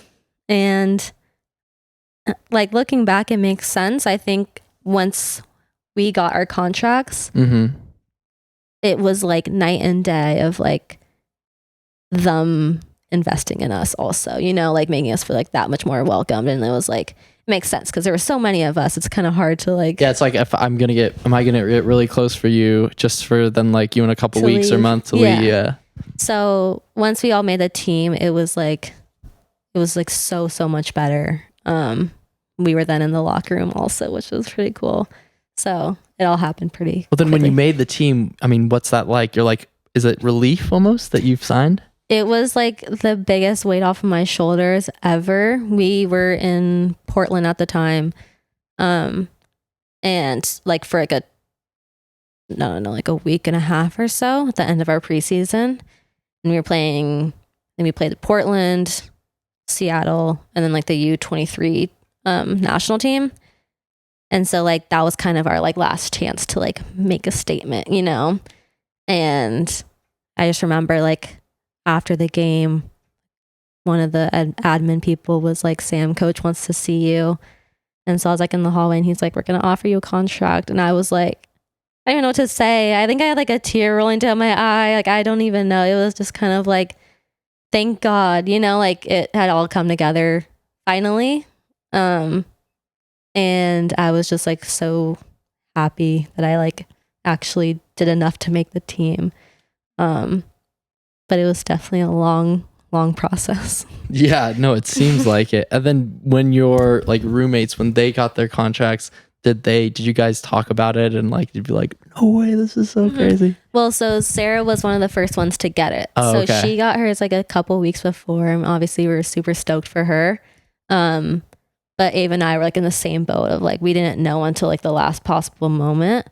And we were just like so happy for one another because it was like kind of crazy that we were the 3 living together and like the only 3 to get our contracts. So like when we got back to Chicago, we went out that night and had a cheers and like celebrated that way. And it was just super cool to like know we started it together, and well, we're still going now together. So, that's pretty cool. And then are you guys all still at Chicago? Okay. Yeah, we're all still there. You got the sisterhood going over there? Yeah, we're gonna see how long we can go, I guess. Yeah, no, that's so cool. And like if you can grow something or like build the team around like you guys, or have you guys a key part of the team, I think that makes it so much more like sweeter almost. Because then if you win, it's like you're also doing it for like the peoples that were in the mud with you, like you guys went through a really hard time together. So that like I always say, like when you're playing then for people that you're really close to, it's like, yeah, maybe I will track back a little bit more. Maybe I will, because it's like I always say, like you don't want to let them down, or you're like, hey, I wanna have my friends back type of thing. Yeah, and I think that like through that whole process, we were all on the same page of like we wanted to make each other look good too, just because we knew what each person was feeling. Like we were all feeling the same thing of like all that pressure, all the stress, and so like if we could work a little bit harder for one another to maybe take a little bit of that like off, like it was worth it. And so it was, you know. Yeah, that's crazy. So then when you obviously now you signed your professional contract, was there any game after similar to like college that like stuck out to you of like, that was just a surreal game. Like, I cannot believe, I'm playing in a professional environment against these players and these teams and this whole setup. Yeah, I think the game for me was when we came to play here in in LA against Angel City. I started that game, which I was not expecting it either. But it was just like I had my whole family come out. My friends were here, and like I don't think I even really played that well, to be totally honest with you. I think I probably played pretty bad actually. But like I just remember, so they play at, I think it's called BMO Stadium now. It used to be Bank of California, but I think they switched the name. And so we were there, and apparently it was like a low attendance night, but it was like still 19,000 people. Yeah, that's still pretty good. Yeah, it was crazy. And so I just remember, which I'm really thankful that I did, like right before kickoff, like I just kind of took a moment to look around and be like, you better remember this moment, because you don't get to play in front of your hometown, start in your hometown like too often. And so I just like looked around and took it all in, and it's like an image that I'll hopefully never forget, and we ended up losing that game. But I mean, like regardless, that's like a moment like I'll never forget. Yeah, you kind of get like, regardless of how you play, what the result is like that game's just like, it's just so cool to be a part of that and have that like memory, like you said, like last a lifetime. Yeah, and to like just have my whole family and friends there, like was super, super special. Yeah. What did they say to you like after the game? Or did you hear them during the game? Or is it just like you're so locked in? No, I couldn't hear them or anything like that. Usually I can hear my dad if he's at a game, because I just know his voice from like growing up, obviously, and hearing him telling me to tackle and stuff, because I don't like to. And I didn't hear any of that because I think there was just like so many people there. But like I knew where they were. Because I sent them the tickets before the game. So I knew where they were, and like during warm-ups and stuff, I would be like, I gave them a little wave and everything. And then after the game, like I went up to them, took pictures with them, like we were just all really stoked about it all. Yeah, no, that's, like I said, just crazy. Like the fact that you've gone through this hard experience about just making the scene, the setup in Chicago, how difficult that was, to then full circle about playing in the town where you first played soccer with your family, and then like was at the time was like Lily playing against you for Angels. Yeah, like too, and it was just so special. That's wild. I don't think I had gotten subbed off, and I'm pretty sure she went on after I had already gotten subbed off. So we didn't play against each other at that point. But I mean, you're still on like technically the same field. Yeah. Like, and that's crazy. Yeah. And so obviously we chatted after the game, and she said hi to my family. I said hi to hers, and it was just a full circle moment. Yeah. That's freaking incredible. I guess from a pro's point of view, or, maybe growing up, we have this fantasized version of like what it would be like to be a professional soccer player. What is one of the harder parts about playing pro in the NWSL? I would say the whole mental side of the game was something I had to adjust to really fast. I kind of talked about it before, but like soccer was always just something that like was my escape. I didn't have to like think about what I was doing really. Like I had total freedom on the field and everything like that. And when I got to Chicago, I mean, in professional sports, it's a business. And so like you're there to perform, you're there to put like fans in the stands and everything like that and get results. And so that kind of pressure, I think, like really affects your mental state at times. And our season's also so long. Like we're starting this year in January for preseason, and then going till October, November. Yeah, that's long. What's that, like 10 months? It's 10 month season. So it's just a long time, and you just have to be like locked in the whole time, and there are like a lot of different parts that kind of you have to juggle, I think, mentally. And there's a lot that like I had experienced that I hadn't before. But just like adding the whole mental side of the game was something totally new to me. And I think a lot of girls also that go into it. How do you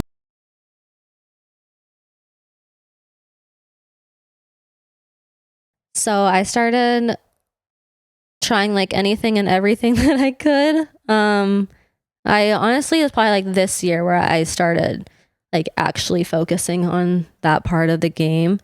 I got a therapist. I got a mental performance coach. I started reading some books. And like, I think actually the biggest thing for me was just journaling, just because I had so many things going on in my head, and like getting it out on paper was like really helpful for me. But it was just trying to find like what worked for me. And I think I found it, but like it can be really hard. Yeah, no, of course. Well, what has worked for you? What's Sam Fisher's like mental performance, plan look like? Or what are your activities that you get up to doing? Mm-hmm. Well, so like I love like going to coffee shops and stuff like that. Like are you a big coffee drinker? I am a big coffee drinker. Well, I wouldn't say like a big one, but I do love like I have to have my coffee for the day. Yeah. And it's like a whole event. So I would say like... You sound like my friend, my really close friend. He loves coffee. Really? He's got me, he'd be like, he'll have his like home like little setup. It's like this huge thing. He's like, just try it. And I'm not a big coffee person because I feel like I already have like... So much energy? Yeah. I would say like, I have like a maybe cortisol or something like that, where it's like, you just have like a lot of like, not stress, but you're just like, okay, I wake up, I have like a lot of stuff to do. And then you're like, okay, I gotta just do it. So what he would do is he would just be like, okay, fine. You don't have to drink coffee, but just like, I'm more productive. So like if we're working on stuff for school or like podcast stuff or anything, we'll work at a coffee shop. Yeah. So I've always joked with him. I'm like, wow, this past year you've made me like fall in love with coffee shops for me not being a coffee drinker. Yeah. But well, that's like one of the things for me too. I'm just like, I kind of like the whole vibe of it all more so than just like the coffee, And like we're on the road so much that we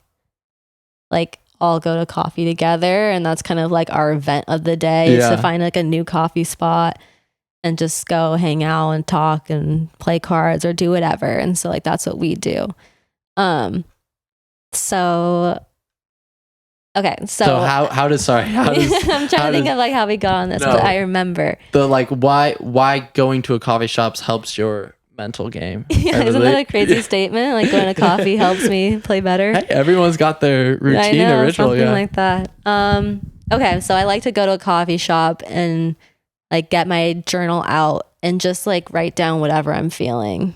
And it could be like I'm feeling really good about this day, and I just kind of like keep that going. Or like if something's bugging me, like I write it out on paper and try to just like leave it there, and then just like focused on going to practice after that.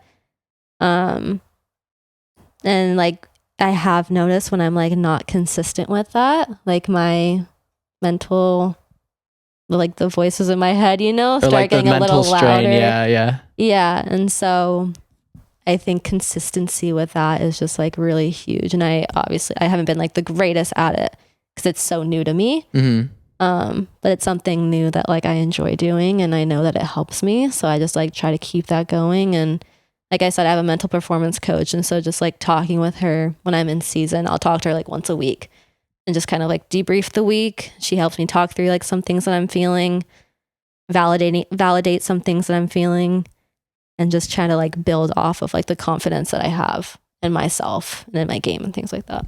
Do you ever look back do you either like record your sessions with her, or do you ever read back your journals that you did maybe a previous year or a previous month? I have read back on some of my journals. I remember our conversations pretty vividly, I would say. So I don't really record them necessarily, but I do try to like, if something was like really like stood out to me during our session, I'll try to like write it down in my journal too, and just kind of like keep that reminder going. But I have like looked back on some of my journal entries, and like I can definitely tell like where I was at when I like reading those back, of like that's when I was in that rut type of thing, and like that's when I was feeling really good and playing really good, like all those types of things. So it's just kind of cool to have that to look back on. Yeah, I think it's super cool because then like I always say like we're creatures of habit. So say if you get in like the similar position and you're like, oh, I'm stressing out again, or like, then you're like, oh, well, surely this happened like maybe another time before. And then if you wrote it down, or if you had a good response or talking to your mental performance coach and you're like, oh, I remember we talked about this and this really helped. Then you're like, oh, like this makes the situation better. And then you always have like the, you can look back on it. And then also you can also see like how you've grown throughout the years. And I think that that's such a cool part, because I think we're all sometimes so caught up in our own lives about like, this is the stuff that I need to do. I need to perform. I need to do like everything to be my best. And you get caught up of like, just like, you're always going to want more. And you don't realize that like, dude, I am doing so much better than like I was last year. Yeah. But you're not, you don't think that way, because you're just like so caught up in like, hey, I need to be better. I need to always like be better, improve. Yeah. It like reminds me of like this one quote that I saw. I might not even be saying this right, but it's like, remember when you used to wish for everything that you have now. And I think like I saw that and I was like, that kind of like put me at a lot of ease, because like I want so much like for myself and my career. And sometimes I just have to remember like where I am and how crazy it is to be where I am. And so like that was something that I wrote down. But like how I kind of got into journaling was, I had a girl who just came to Chicago this year who played at Notre Dame. That like we kind of always like knew each other, but she was older. So like I didn't like ever play with her, but she was friends with some of the people I was friends with. So we like knew each other that way. And so she came to Chicago, and like in the early months, she was definitely someone who like was like my person I could talk to about a lot of things. And she told me to like start journaling. And she got this journal for me because like she sent me one like journal entry that she had from like years ago. She's been in the league now for, I want to say like 5 years, something like that. So she knows like how she knows the way around the block. And so she sent me a journal entry from a while back, and it was just kind of crazy because it was like kind of like everything that I was feeling at this time. So it was like, it brought me a lot of comfort knowing that like she had gone through similar things. And I think a lot of people in the league go through similar things. And so like she just encouraged me to start journaling and getting on paper, and here I am. So yeah. Miss Journaler. I like have not journaled like ever before in my life. So I was like, it took a lot out of me to like want to start doing that, you know? Yeah, for sure. And then, yeah, I guess I am Miss Journaler now. Yeah, I think that's definitely, it's comforting to know like other people go through it. But I was curious, do other people like talk about it around the league, or is it just kind of something that like maybe if you ask around like people, they're like, oh, how do I perform better mentally? Or you talk to some people, but is it I guess pushed from older players, or everyone just focus on like, look, perform as best I can? I think it's, people do talk about it a lot, which is like really cool. Like I know Lily and I think Lena have also like gone through some similar things of just like, we want more, you know? Yeah. So to have like those people to talk to about it also, is super nice to have. But like I think the older girls have done a great job in Chicago, especially last year, of just like reassuring me, like saying that it's gonna take time, like you're fine, like you're great where you are, you know, like just trust in the process, everything like that. And so I think it is a pretty like open conversation about how hard it can be in professional sports. And how much like goes into all of it and like all the decisions that are made. And so, yeah, I mean, I'm pretty grateful that we're like able to talk about it all. And I think, so the girl who is on Chicago now, who I just told you about, who got me into journaling and everything, she has her own podcast too. No way. Yeah. Okay, that's awesome. It's called Butterfly Road. So, and that like talks about like the whole mental side of the game. That's awesome. And everything like that too. So Butterfly Road, I gotta look that up. Look it up. Yeah, it's really cool. And so it's another girl who I actually did play with at Notre Dame. Oh, and they're like best friends. So it's like Notre Dame, man. You guys are doing something special over there. Pumping out the podcast. Well, you mentioned earlier that, you know, the season's really long, 10 months, you're playing constantly. What are some ways that you deal with like taking care of your body or recovering in between games throughout the season so you're fresh every weekend or you're fresh every game? Yeah, I have like, I pretty much played like a bench player since I've gone to Chicago. So like, I think how I prepare my body is like different than how like people who play 90 minutes is. But you're still training like 5, but I'm 6 still days. training every day. And so like, I don't have like it all leading up to like this one day yet, you know? And so it's definitely more of like a gradual type of just like build up. I want to feel good every training. Like I know I'm going to be training every day. And we had these like match day +1 practices. So it's like if you don't play, then you're practicing with the group. And those are like my game days, you know? I had to pop off in those. But I think just kind of like keeping myself happy, I think, is like one of the best ways for me. Like I think I've been pretty blessed in the area. Like I haven't had a lot of injuries. Like my body's still holding up pretty well. Like I don't need to necessarily focus too much on that just because I naturally just like feel good. You just feel good. So you're like, oh yeah. I don't know why. But like whenever I'm sore, like I'm like rolling out or doing something like when I need to do it, you know? So I guess I do that. I've tried to be a little bit better about like my eating. I'm a big foodie person, so it's kind of hard. And Chicago's like got like way too many really good food. I know. So it's easy to like try a bunch of new foods, but I do try to like not like watch what I eat, but like be really mindful of like what I'm putting into my body, you know? Of course. Are you like a stickler on sleep or no? Not necessarily. I mean, it's kind of nice because we train at 1 p.m. every day. Oh my God, that is really nice. Yeah. Again, I mean, the schedule is oh my God, you are being blessed for you, the type of person you are. I know. So like I do need to get like my 8 hours of sleep. But it's like if I can't fall asleep one night or if I have to fall asleep later, like I'll be okay knowing because I can still wake up at.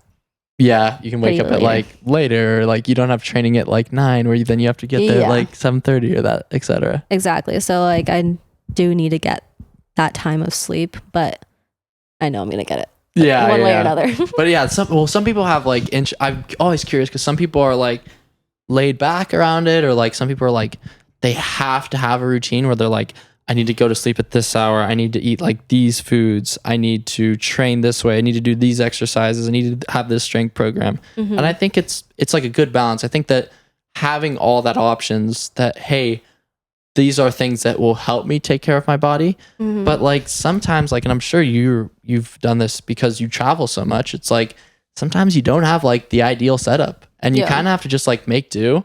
And I've seen some of my friends be like, oh, this sucks. Like, oh my God, I don't have this, or I'm not eating my pregame meal at like this certain place. And I'm like, dude, if that like makes you play a whole certain way, like you got to change something almost. Yeah, you can't be like too strict. Yeah, too strict on it. I think it's nice to have those things and that to follow those as close as possible. But if something's off or you don't get to do something, like that shouldn't be like, oh, today's a bad day. Yeah. Or today's like not going to work. So yeah, I agree.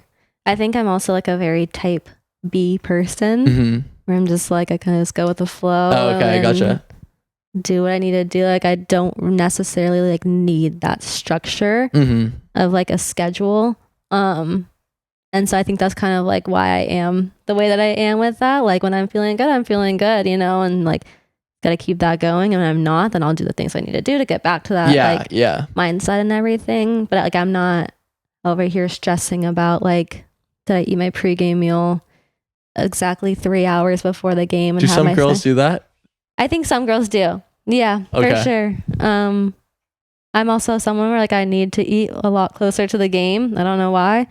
So like, I'm never really too stressed about like things like that. But I know some girls are, and like that's where they need to be. And like, honestly, some of them like are on the national team and stuff. So I'm like, maybe that's what I need to start doing. I think everyone just has like a different process. Like I think for sure.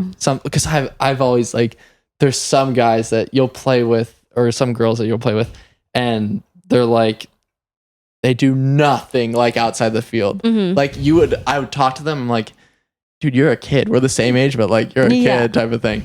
But then like they'll wake up, like say if we have training at 10, they'll wake up at like 9:30, get out of bed, and then they'll be their eyes are like a little like buggy or whatever. Yeah. And then they'll just be like, all right, I'm good. And then like absolutely kill it. Like so it's like I don't think there's like a there's not like a right way or wrong way to whatever do anything. You're like, hey, how are like if you can live with the soccer the way you live your like lifestyle, I think that's like where it's like the best. Like if you need to do everything or if you need to have this strict regimen, go for it. Yeah. If you don't and you can still perform, more power to you. Yeah. But like what I would say is like if I'm teaching someone, I wouldn't be like, yeah, that is like the role model or like the blueprint to do. But it definitely, because as a kid I would be like, surely like everyone who's a pro just is like super strict and disciplined. And I'm like, no, they're just people. Like everyone just has their own unique thing. Yeah, I definitely don't think I should be like the role model for anyone in like that sense. But maybe for people that are more like you, it's like, oh, okay. Like I know for me, I just need to pretty much be happy outside of soccer, or that's like seeing my friends or like going to new places, whatever that is. Like if I'm doing those types of things, like I'll be ready for soccer when soccer comes around and like I'm not too stressed about it, you know? But like, again, like that's just not how everyone operates. Yeah. Which is all right, you know? Totally all right. We're all different people. Yeah. What has been some of the perks about being a professional soccer player? Well, I love like the travel aspect of it all. We're adding 2 new teams this year. So we're adding Bay Area and Utah. Where in Utah? Salt Lake City? I think it's in Salt Lake. Yeah. Those are 2 cool cities. Yeah. So like I'm really excited to go see those places. But yeah, I think just traveling a lot, like seeing the different cities is always fun.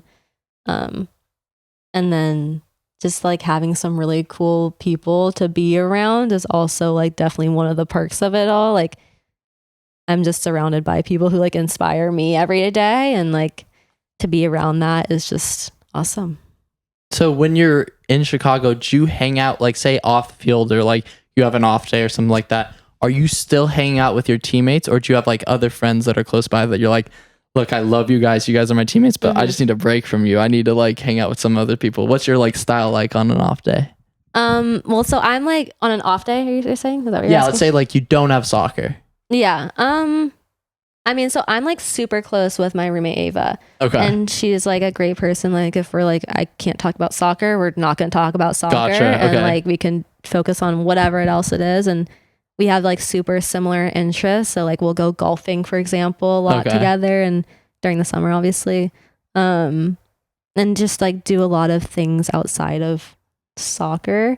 And that's also like why I love the city of Chicago, because there's like so many opportunities and different things to do. And like I love being in the city, like at my age especially. So like that's always fun. And some days I just need to like stay in my apartment and not do anything and just clean the apartment, and like that's also how I kind of reset, you know? Yeah, totally. That's so funny that you said that, because when my friends sent me this like Instagram or TikTok, it was like what people think like an athlete's rest day look like to like reality.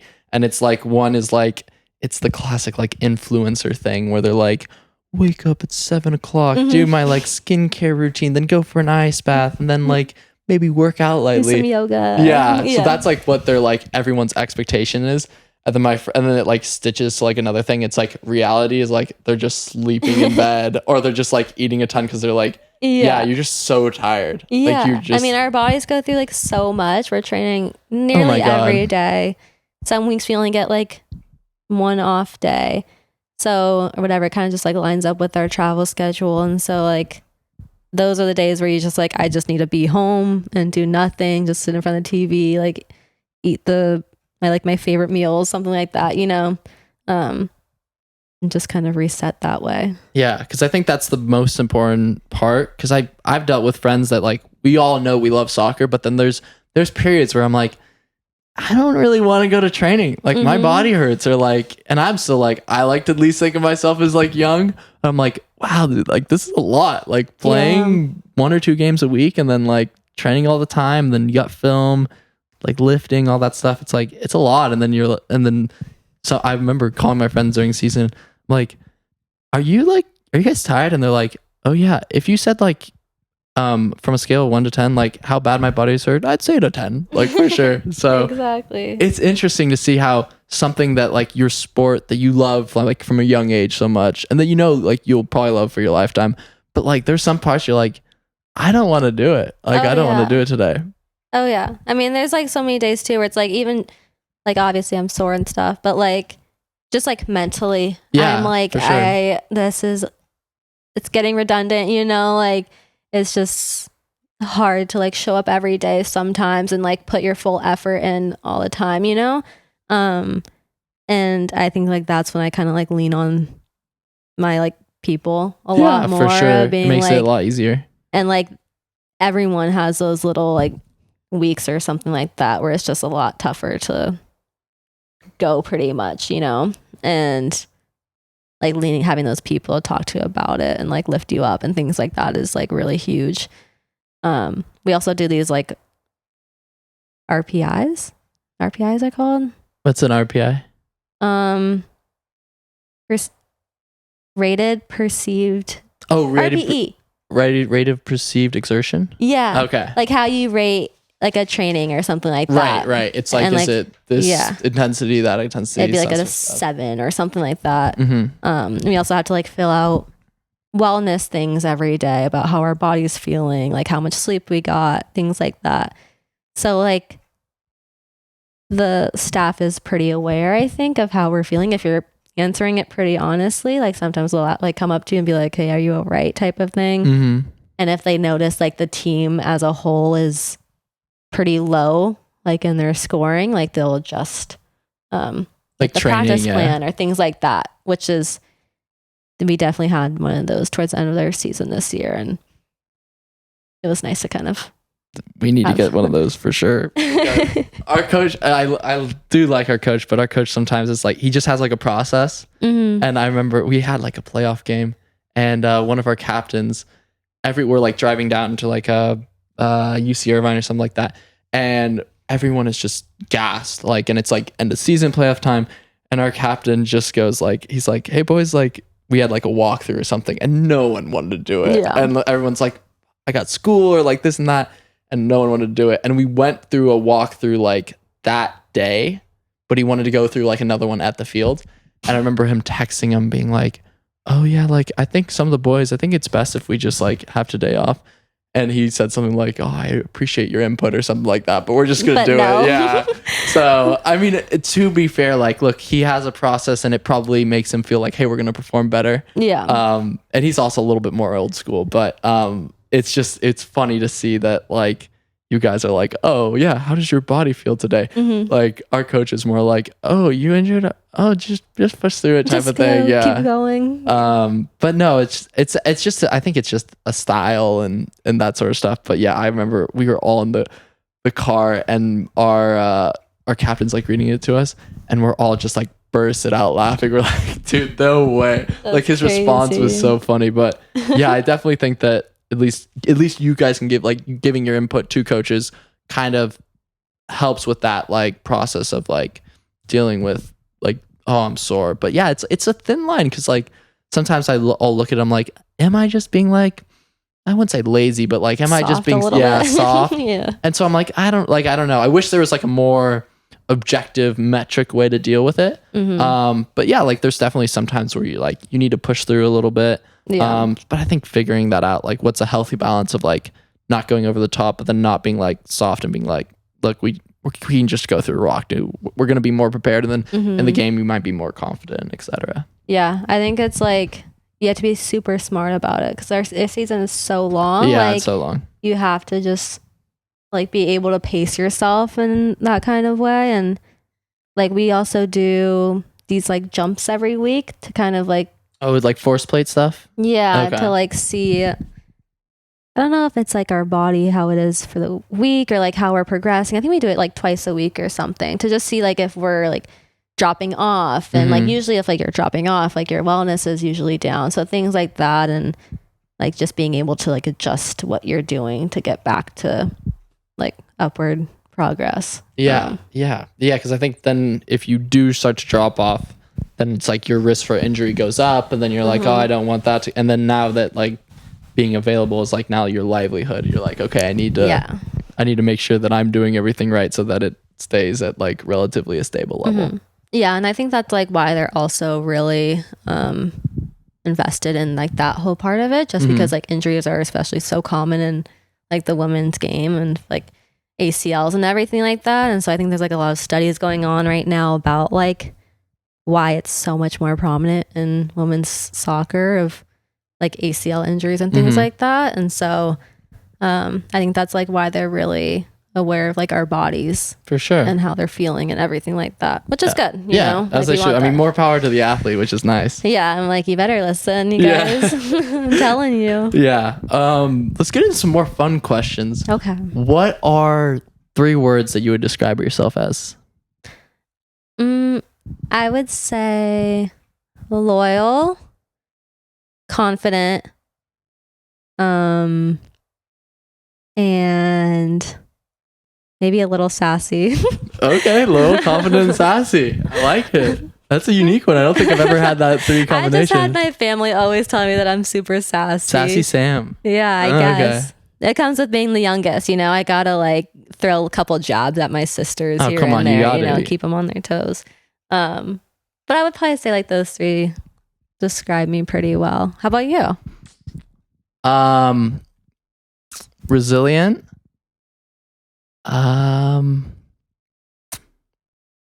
Extroverted, I guess I would say. You're very extroverted. I hope so. I would describe you as extroverted. Resilient, extroverted, and I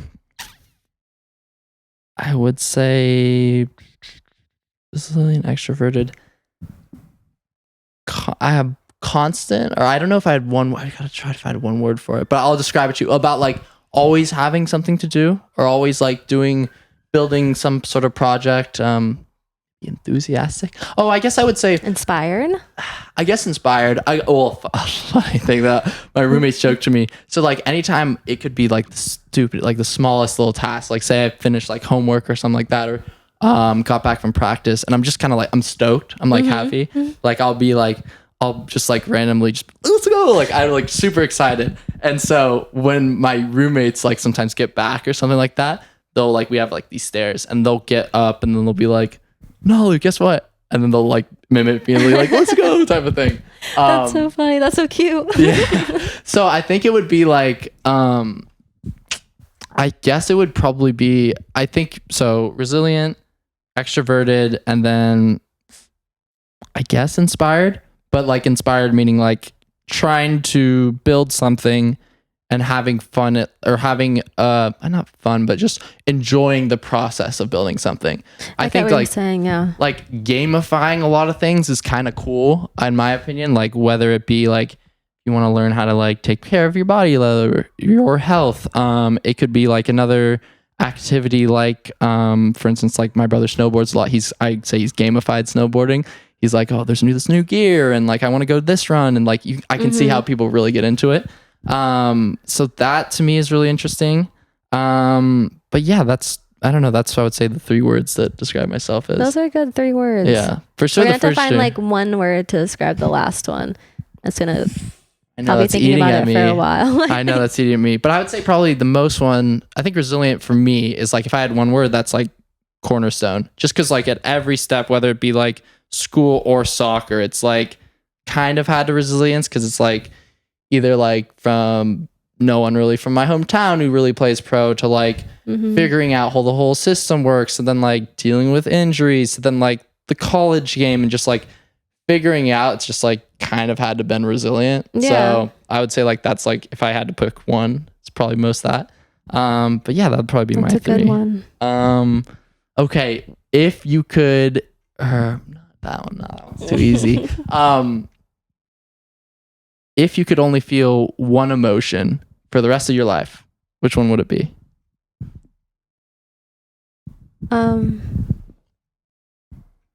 Happiness. Basic. I mean, like, who wouldn't want to be happy? I'm like trying to think of what other answers there are. happy, enthusiastic. I mean, some people might want to be sad. Oh God, if you're sad, that's just this. Well, that's what like, I'm yeah. Like, you don't want to be mad. I don't want to spell repetitive, but I always say proud is like a different form of happiness. Okay, like you could be. I think the overall category is like happy, and there's different ways. To be happy. But happy is just like because like you could be happy, like I could see something, I could be happy, but like I think proud is like you look back on your life and you're like, okay, I made the most out of like what I had. I really did like take advantage of as much opportunities as I could have, and yes, you could always do better, but like I'm pretty content about like where I'm at, say like at the end of it. Like that's why I always say proud. But, I mean, I really like that answer. I'm going to change mine to proud. Okay. A converter. She's proud. It just came to me for some reason. Yeah, that one for me always sticks out. What other ones have you heard people say? A lot of people say happy.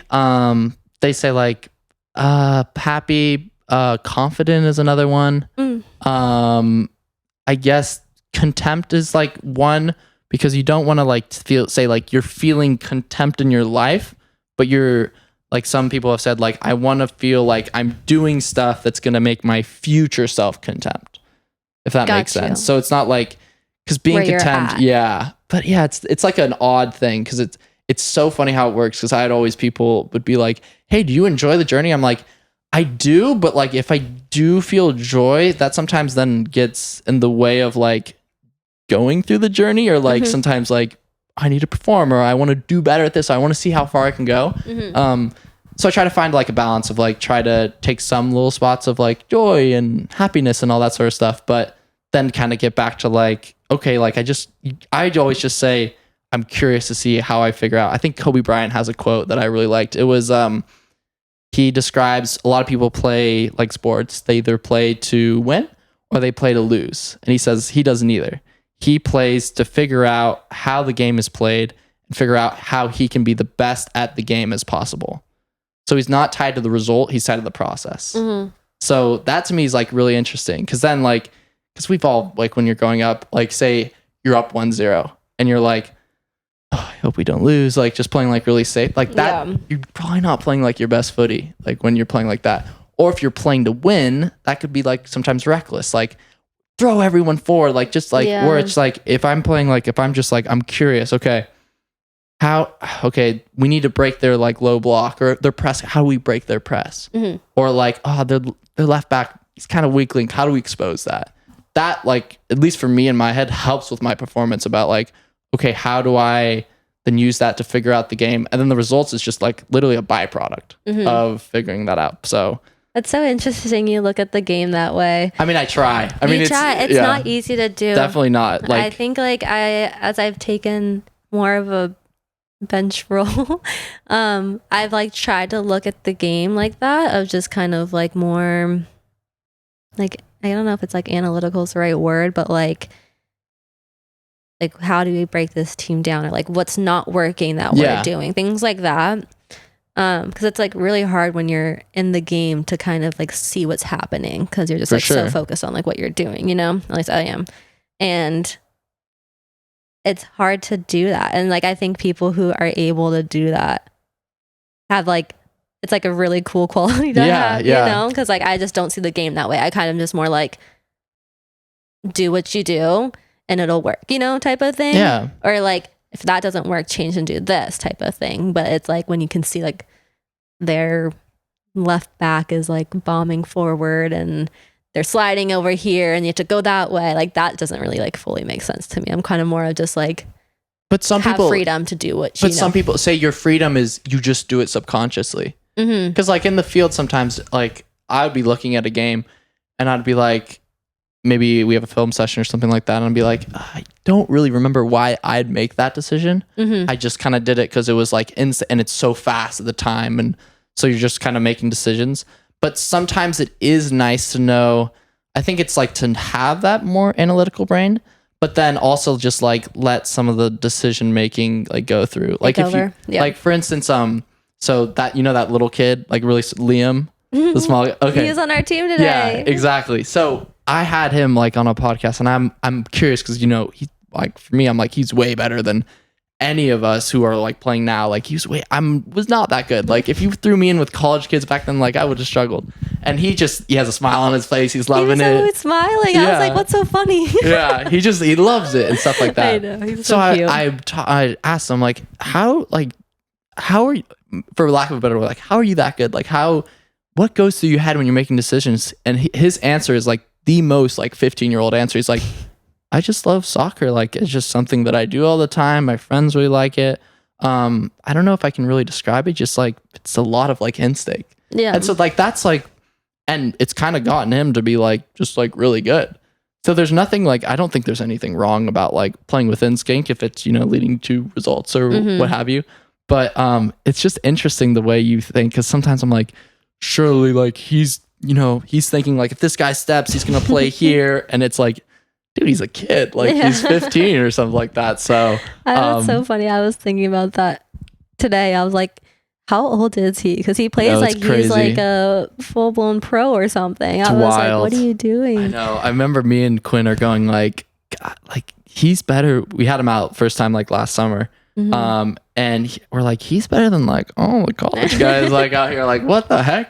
At least like technically. He was going crazy today too. But yeah, I've known that guy for so long, and it's so funny to like see him. Like he used to be this little like blonde haired kid with little like what do you wear, like the indoor shoes to school. Oh my god, yeah. With a little ball. And then now he's just like, I'm like, God, he's grown up, but I'm like, dude, you're still like, I still look at you like the same sort of way. But that's so funny. It's cool to see. It's cool to see like him and a younger like generation, because I always like, it's cool to have like the reach of like, we know players that are playing in like USL or MLS that are like, okay, hey, I want to get to that level.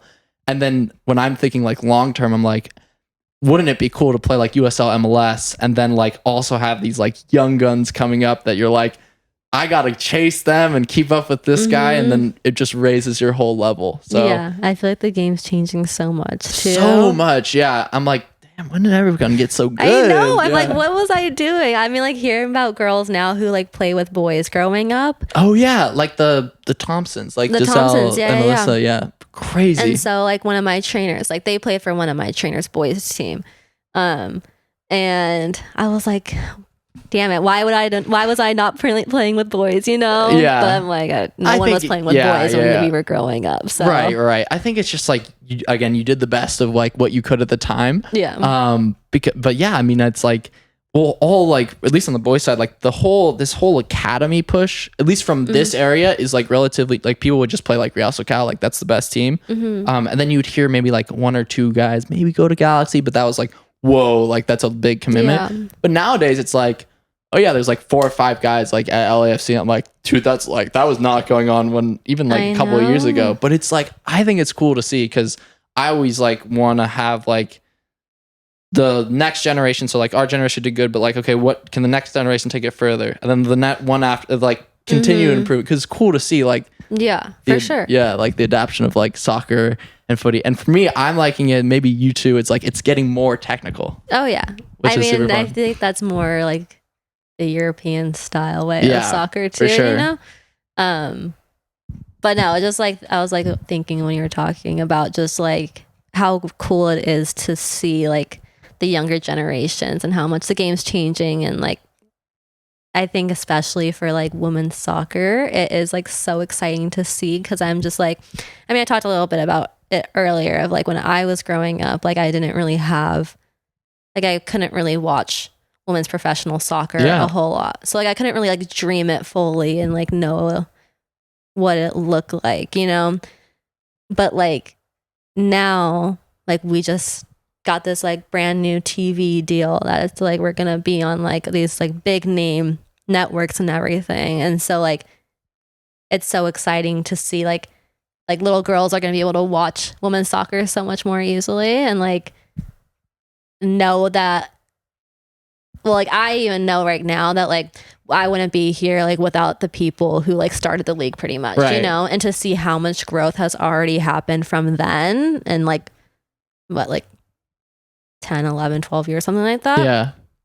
And so I'm just like excited to see what it's going to be like 10 years from now. And I think it's going to be crazy. Yeah. So I'm excited for those younger generations too, for sure. Yeah, that'd be cool. Like I'd love to see if there was like more of a pathway to like at least pro in high school? Like I know people obviously do it, but it's like they'll play for maybe just like a good club team or something like that. Where like on the boys side, it's kind of cool because like you have like LAFC's academy or LA Galaxy's academy, and so and like you guys are kind of in more proximity to like the first team or the second team, and so there's like more of a pathway where like I don't, tell me if I'm wrong, but I think like Angel City doesn't have an academy. So like Alyssa and Giselle, they just like signed, but it wasn't like they were brought up through the ranks of like Angel City. So that would be like, I'd love to see that on the girls side. I know, it's kind of crazy. A lot of like high school girls are signing pro contracts. Like as of like this past year, there's been like, I don't even know, like maybe six or so, like 15, 16-year-olds who are like signing with these teams. And so like, that just like wasn't a thing before, you know? And so I'm wondering if like that's how it's going to be going forward, of how it works, you know? Like if you're good enough, go for it, you know, type of thing. Yeah. If you could sign pro at 18, would you? Like say you go back in time and you could sign pro at 18, would you still do that? Personally, I wouldn't, just because like I also wanted my college experience. And I mean, it's like super cool for these young girls to be able to do that and sign it. But like, I also just loved my college experience. For sure, yeah. I wouldn't trade that for anything, I don't think. Yeah. So I'm happy with not that I even had that option. No, but like yeah. Hypothetically, I'd probably still pick. It's so interesting because people would be like, oh, if I was in their shoes, like I'd totally sign pro. I'm like, would you? Like really think about that. Like, would you sign pro? And like everything that comes on it, because there's pros and cons to both sides. I know. There's a lot of pros and there's a lot of cons too, I think of it. But yeah, like I just, looking back on like everything, I feel like I grew so much in my college years. It'd be weird to think about not having that time to grow. Yeah. As just like a person, you know? And like, I think Notre Dame gave me so much that I don't know where I'd be without that, you know, type of thing. Well, it's also like, it kind of propelled you to be like, you got to experience Chicago and like, what was that like? Then like, you probably never might have known that. Like if you didn't go to Notre Dame. I know. So like it kind of shaped you who you are today. So it's like, oh, if you went to a different college, maybe you wouldn't have met your roommates or like that sort of stuff. So it's like the different pathways that you can kind of take is just, it's so interesting just based on like a few decisions. I know, it's crazy. Yeah, it's freaking wild. But I guess another interesting question is, for you, what does success look like? Like, what's Sam's version of success? Okay, this is so funny that you brought this up, because someone asked me this like earlier in the year, and I was like, it like really stumped me, and I thought about it for a while. So I think I've like, you got it down now. I think I have my answer. I journaled about it, I think. If I'm being totally honest, because it was bugging me. So I think for me, success is just, it's about like being respected for what you do, you know, having like your reputation in what you do. Okay. Which is do you think that's a little dangerous? It's a little dangerous, but like, okay, let me explain more. Elaborate. Thank you. So I think like, I'm going to take myself, for example, like I know what I'm good at, and like, I want to make sure like that's seen. And so like, if that's seen, like that's success to me. And like, I think like people, when they're like respected, people might not like it or they might love it, but like you can still respect. Like a good, I don't know, like quality, you know? So it's like, I'll use, let me know if I'm understanding this right. I don't think I explained it like totally perfectly, but like, let me give it. So like, say if you, on the soccer field, right, you want to be remembered for what you do well, right? So that would be like, you're going to probably showcase like, I'm a technical player. I like to play between lines and like, you know, gather balls in the pocket or something like that. Like you would probably do that a lot more than like, hey, I'm going to be known as like someone who's going to run in behind and all that stuff. So you're going to play more towards that style. Now, whether people say respect you or not, meaning like their perceptions of basically saying like, oh, like, do we think Sam is good or not? Like, that's not what you care about. You only care about like, hey, this is the stuff that I'm putting out to the world, whether it be like your soccer ability or who you are as a person. Like you want to just make sure that you're putting that stuff out to the world. And that's what success looks like. Yeah. And I think it comes from like knowing what my strengths are and just like putting everything I have into those. And like, I think that comes from just like having a lot of experience, you know, just like playing soccer and things like that. I mean, I'm talking about like success in a like sports aspect, you know? Yeah. I think if you're asking about like life in general, my answer might be a little bit different. Well, what's your answer in life? Say like, because sports is like, again, you could say for you and me, it's like a big part of your life. Yeah. But like, what does success look like for you just in life in general? I think it's about like doing what you want to do and like putting your energy where you want to and like kind of just like living up to what you say you're going to do type of thing. And I think like that's really hard to do sometimes, you know, but I think like as long as you live true to yourself, like what you love to do and things like that, like that's successful to like yourself, you know? I think like when it comes to sports, like it is a little tricky, like my answer, because you do kind of have to like rely a little bit on like other people's perceptions and or opinions. And stuff. Yeah. I mean, it's not bad. I mean, but sometimes like another question was like, what's a greater motivator for you, insecurities or joy? Because I think both have their place. Like I multiple times has been insecurity. Like, oh, that guy doesn't think I'm gonna get a good player, or like that guy doesn't think I'm gonna pass the ball. Like, oh, I'm gonna make sure like I'm gonna dice him up, or like I'm gonna play a ball right in behind him, and it's a great motivator.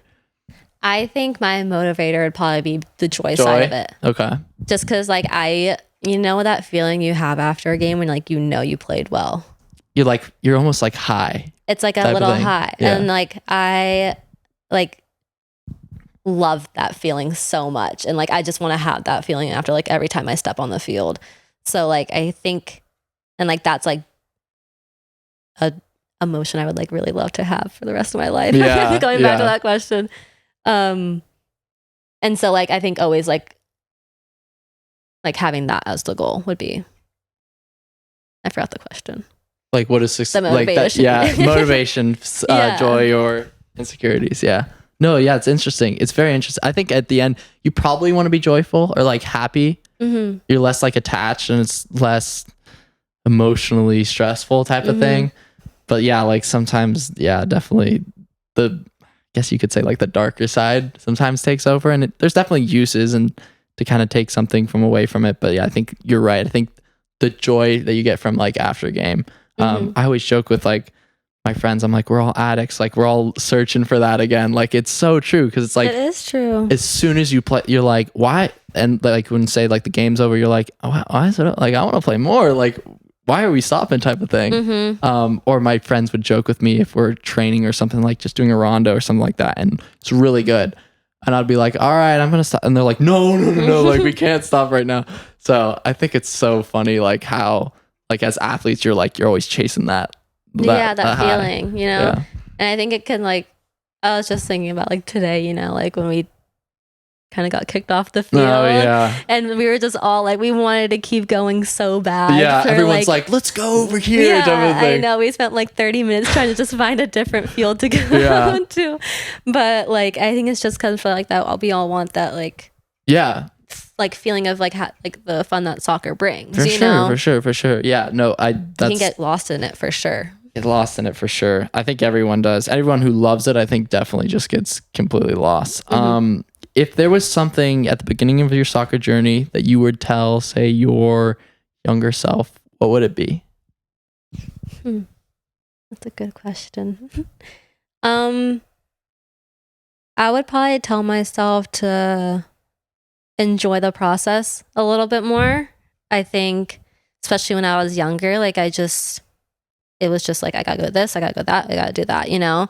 And I mean, I was so young, like I'm gonna give myself some grace in doing all that. But like, there's so much like that goes into all that. And I think if I were able to like take a little step back and just be like, look where you started, and like all the days that like you didn't want to go to training or anything like that, like that's gotten you to where you are now. And it's been like a really long process. So I think I would just try to focus on that a little bit more.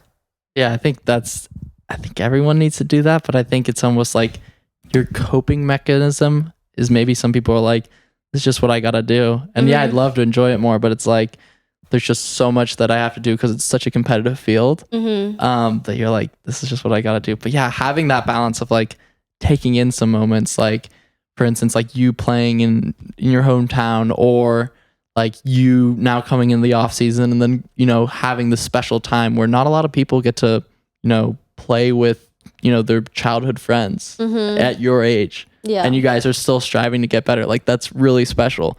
But then, yeah, there's that other side where like, okay, like I gotta like still like improve because so-and-so who's like 5 years younger is just doing the same thing. So I think it's finding a balance. But I think that's definitely one of the toughest parts about I think any really career path. I think so too. Just like life in general. Yeah, life in general. Cause it's like, it's so competitive nowadays that the coping mechanism is just what's next. But how can, like, when you're obviously like, when I'm older, you're like, when you're older, like you're probably at like in your 60s or 70s, you're probably not thinking like, man, like the day-to-day stuff that you were thinking back then. You would probably just think like, oh, soccer was like a lovely time. I really enjoyed all of it. And you're looking at it from like a broader perspective than just your like our narrowed like tunnel vision type of thing. Yeah. And so like when I think back to the moment when I told you about like I just like took that moment when I was in Angel City before the game started and just like looked around. Like I want to do that so much more because like I know I like always remember that, and like that was super special, and like I want to just like keep doing that throughout my career because I'm sure there's going to be like a lot more amazing moments like that. And so like I got to remind myself to do that a little bit more. Yeah. So I don't get like lost in just like the everyday of it all. Journal it down. Journal it down, dude. I know. Journal it down. I will. I'll go right now after this. Okay. What does the future hold for Sam? Soccer wise, anything. I mean, I definitely want to live abroad. Okay. At some point. I want to play abroad at some point in my career, and I want to start a business of my own. Ooh, okay. Yeah, so I think the first one would be like the fashion brand I kind of mentioned before.